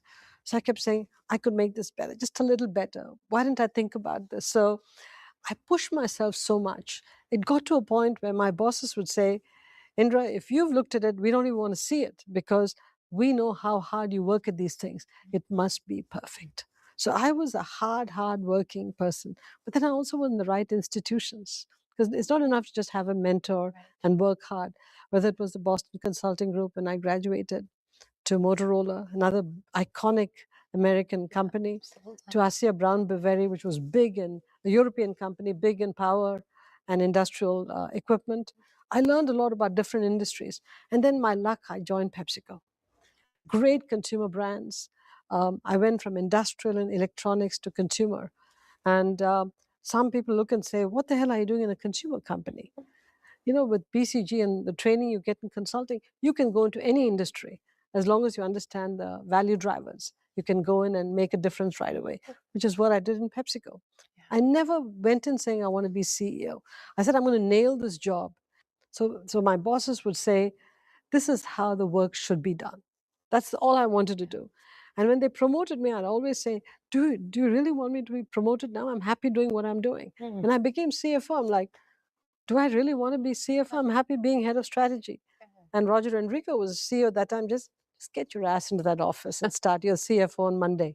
So if you start saying, I want to be a CEO in 10 years, you get obsessed with that. As opposed to do the job you're doing very, very well. And everything else will take care of itself. And it sounds as if you love to work. I actually enjoy it. Yeah. That brain being challenged to do the impossible. I loved it. Loved learning new industries, new businesses, zooming out, zooming in. I loved that. But there are challenges in any job of that kind when you're Massive. and talk about some of those, because you were in a very competitive business. I mean, Yeah. the challenges before consumer businesses in the United States. Again, in the United States, Americans have all kinds of choices. This is another thing that is very American. I remember Too many choices. too many Everything, choices. yeah. I remember bringing a group of Russian immigrants. I helped Russian immigrants relocate in Colorado as a in graduate school. It was one of my jobs because I spoke Russian. And I took some of them one day to the grocery store, and they said, "Well, which one's coffee?" I said, "Well, they're all coffee." Yeah. And they said, "No, but which one is coffee?" So one of the problems if you're running a consumer brand is there are a lot of choices, and you have to win the audience. You have to win the customer, and that can be challenging. So how did you think about the relationship between what you were doing in the company and this great vast country of consumers, and how one attracts them to what you do? Well, I was blessed in that I inherited a portfolio of fabulous brands, which had been built and invested over decades. And so I was not functioning with one hand tied to my back. So I had this great portfolio of brands. But there's a problem because none of them were in trouble. So I inherited a successful company. And to me, keeping a successful company successful is more difficult than turning around an unsuccessful company. So I had this successful company, and I sat back and I said, do I just keep running it the way it was run? You know, I was president before I became CEO. Or do I have to pivot in some way because the world is changing? And so the first thing I had to do is figure out how is the world changing or going to change over the next 10 or 15 years? And do I have to pivot? And by Jove, I discovered that as you look at the edges of our marketplace, lots of changes were happening. And we were focusing very narrowly on a core and sort of ignoring the edges which were nibbling away at our core. And that's what led to us thinking more future back. How do we change our products? How do we shift the products to a healthier offering? How do we make our business more environmentally palatable? And how do we create an environment in the company where people want to come to work for PepsiCo as opposed to go to work in Silicon Valley or Wall Street or consulting? And so there were lots of things we needed to change about the company. Now, this goes back to the earlier question you asked me. You see, because I was the first colored woman to run a Fortune 50 company, there was way too much focus on me. And anything I did right, they didn't really talk about it. But anything I may not have done right, they played it up like, oh my God, remember, she should never have been CEO of this company because she's not that capable. So it would be that undertone that would show up in articles. It was very difficult to be in the public eye and to effect a transformation. This again goes back to mentors. In this case, it was the board of directors. They basically said, we agree with the strategy. This is the only way to run the company. We have your back. You just keep doing what needs to get done. And that required transforming our R&D, transforming our product portfolio, buying new brands. It was constant learning, constant innovating, figuring out how to extract growth when the market was only growing 2 to 3%, how to get another point or two of growth constantly. What I discovered through this process was growth is oxygen and innovation drives growth. And so you had to create that spirit of growth inside the company. So innovation was everything we did, innovating products, processes, platforms, people practices, innovating on every aspect that we could in order to create a new company for the future as opposed to running an older company, just, screwing it tighter. Said, no, let's remake this company for the future. And that's what we did. I often wonder, too, if the willingness to take risks, even in a company where you have great brands and it's an iconic company, you took some risks to come here as a young person from India and to get yourself into Yale's management school. Do you think that risk-taking, that ability, that willingness to not stay where you are, but to keep moving forward.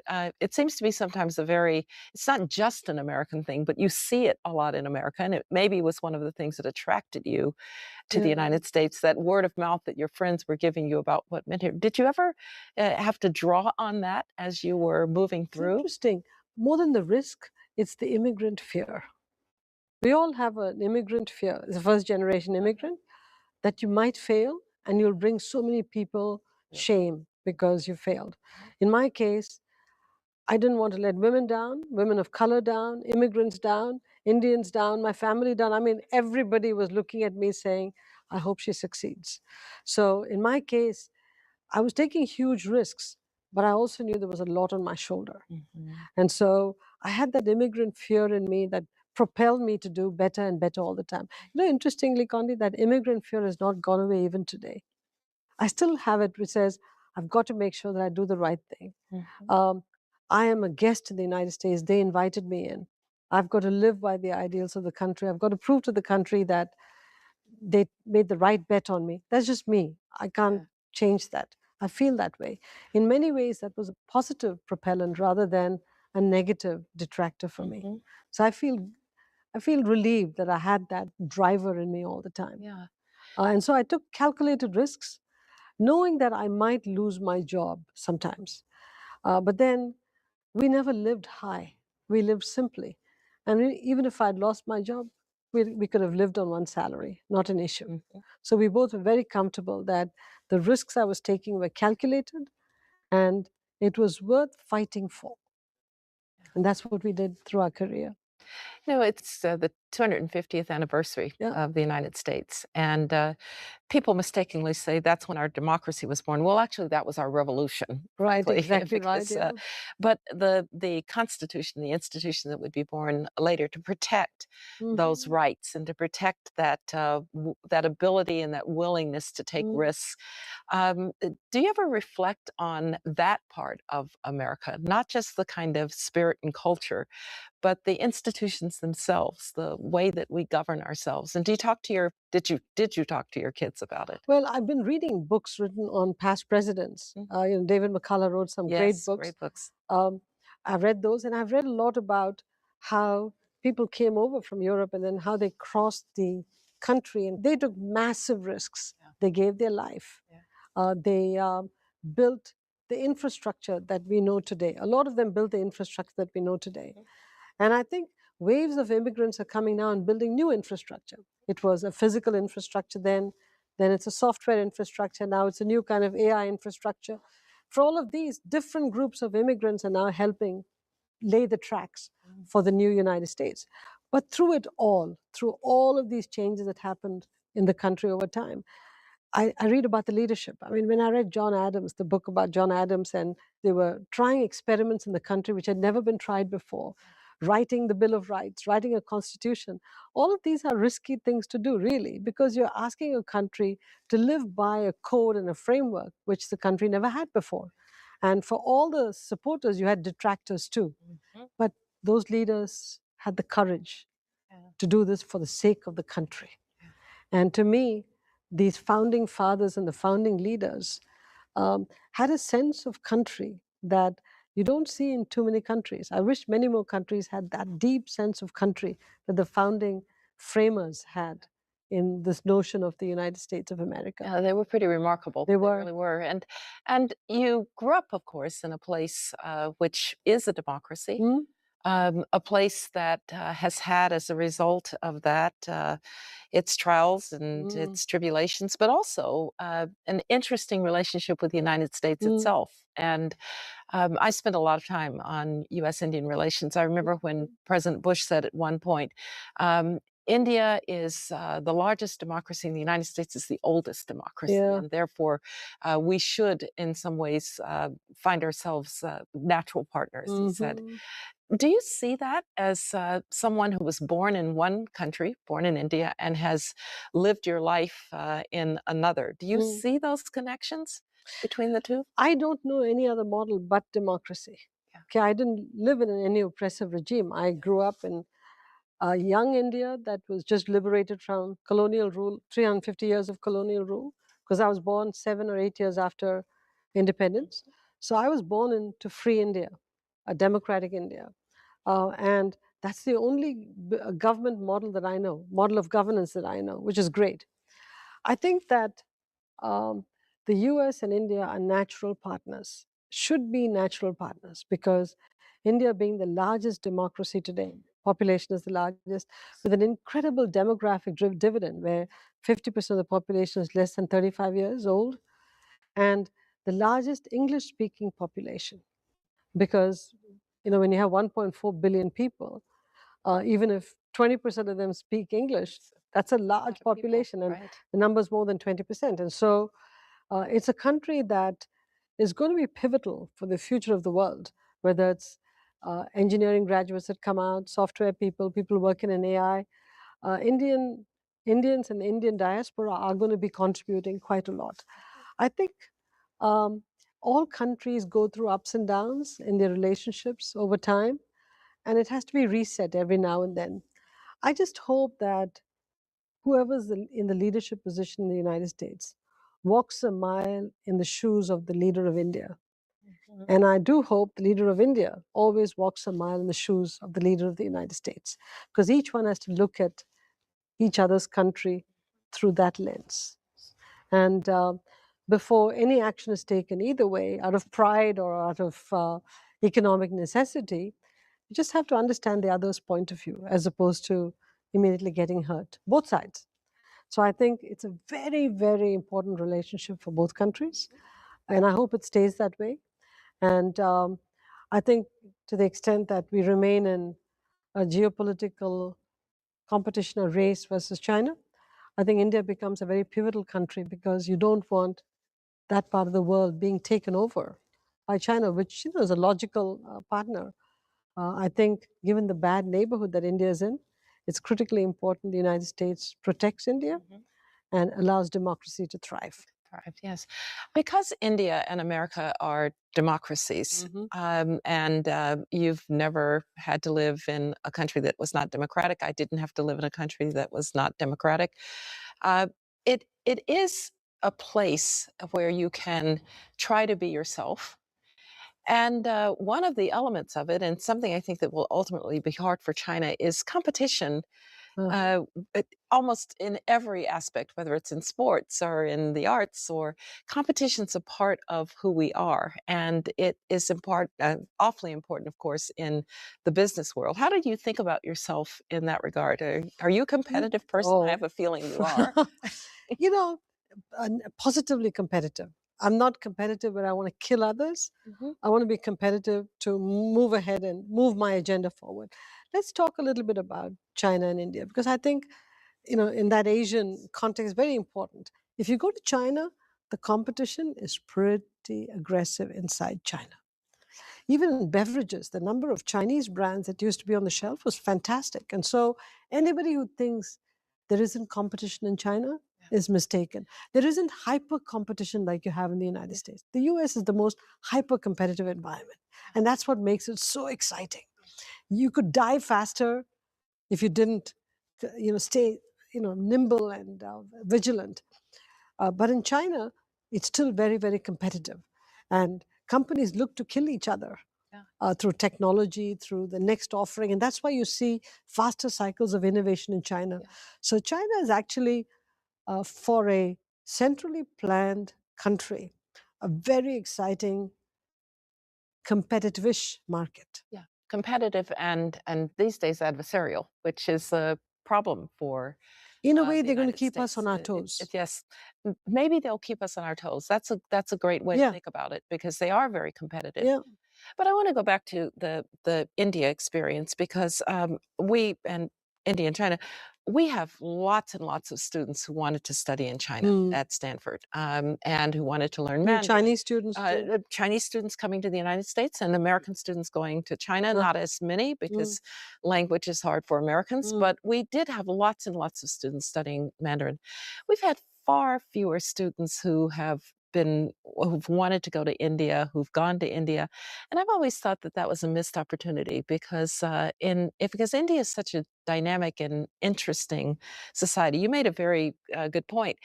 Not one language, not one religion. It's actually an extremely diverse society.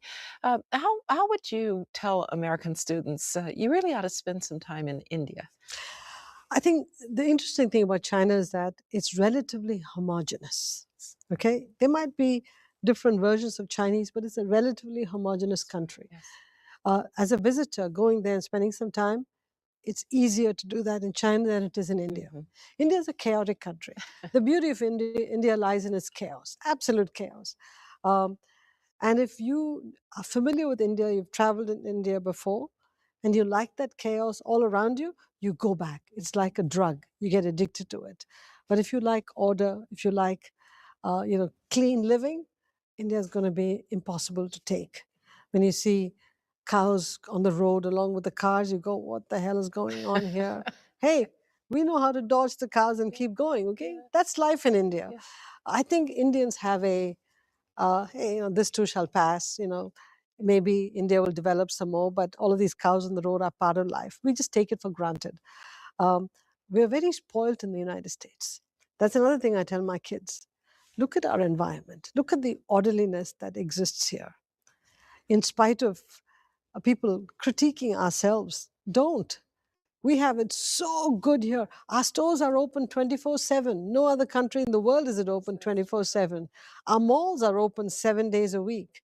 You go to Europe, they shut down half the time. So I sit here going, you have no idea how well you have it here. So just enjoy those freedoms. But China versus India, I respect the Chinese system for what it did to pull China out of, the dark ages. And they've become a world power because they did it centrally. India is still struggling to be a world power because democracy rules. And when everybody has a vote and everybody has a say, progress is slow. But I'm glad it is that way. I'm glad it's a democracy because the one thing that an authoritarian regime does not have is it has no peaceful means to transfer power.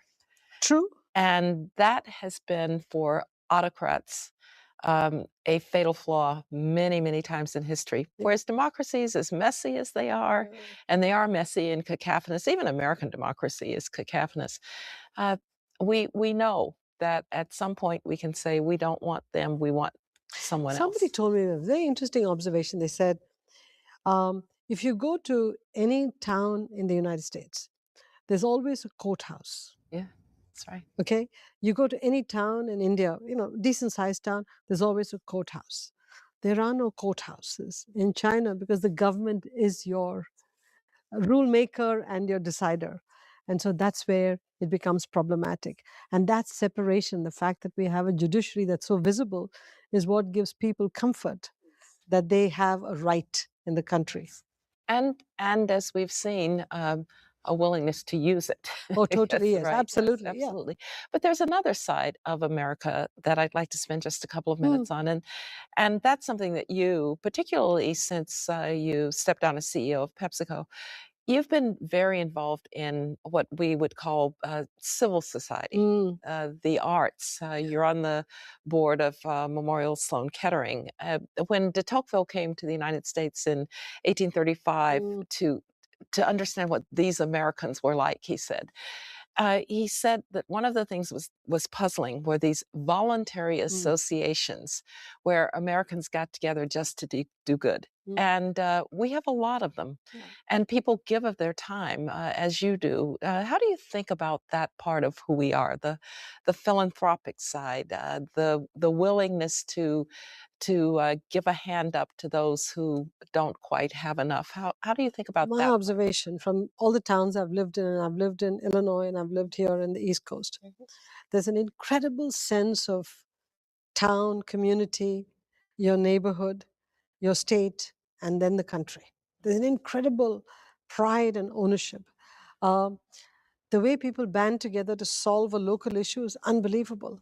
The way they put their hands up to address the town library going down and how to fix it, or the park is in disrepair, how do we band together to go fix it? You don't have to force people to do it. They just do it because they say, this is our community. This is our town. Why did we let it get there in the first place? Anytime there's a crisis, people just band together to go and work on these issues. So to me, the sense of neighborhood, town, community, state, country is unique in the United States. It might happen in parts of Europe too. I don't know. I haven't lived there as such to see this happening, but it's manifested itself in spades in every walk of life that I've been part of. I mean, I'll speak for myself. I retired as CEO, and I actually felt that I owed the country my time because the country enriched me when I was CEO. And I've given back in every possible way. I was teaching up at West Point, was the most fulfilling learning experience, whether it's on the board of Memorial Sloan Kettering, the National Gallery of Art, whatever it is. If I'm called to do something, I will do it because at the end of the day, I owe this country my gratitude. And to me,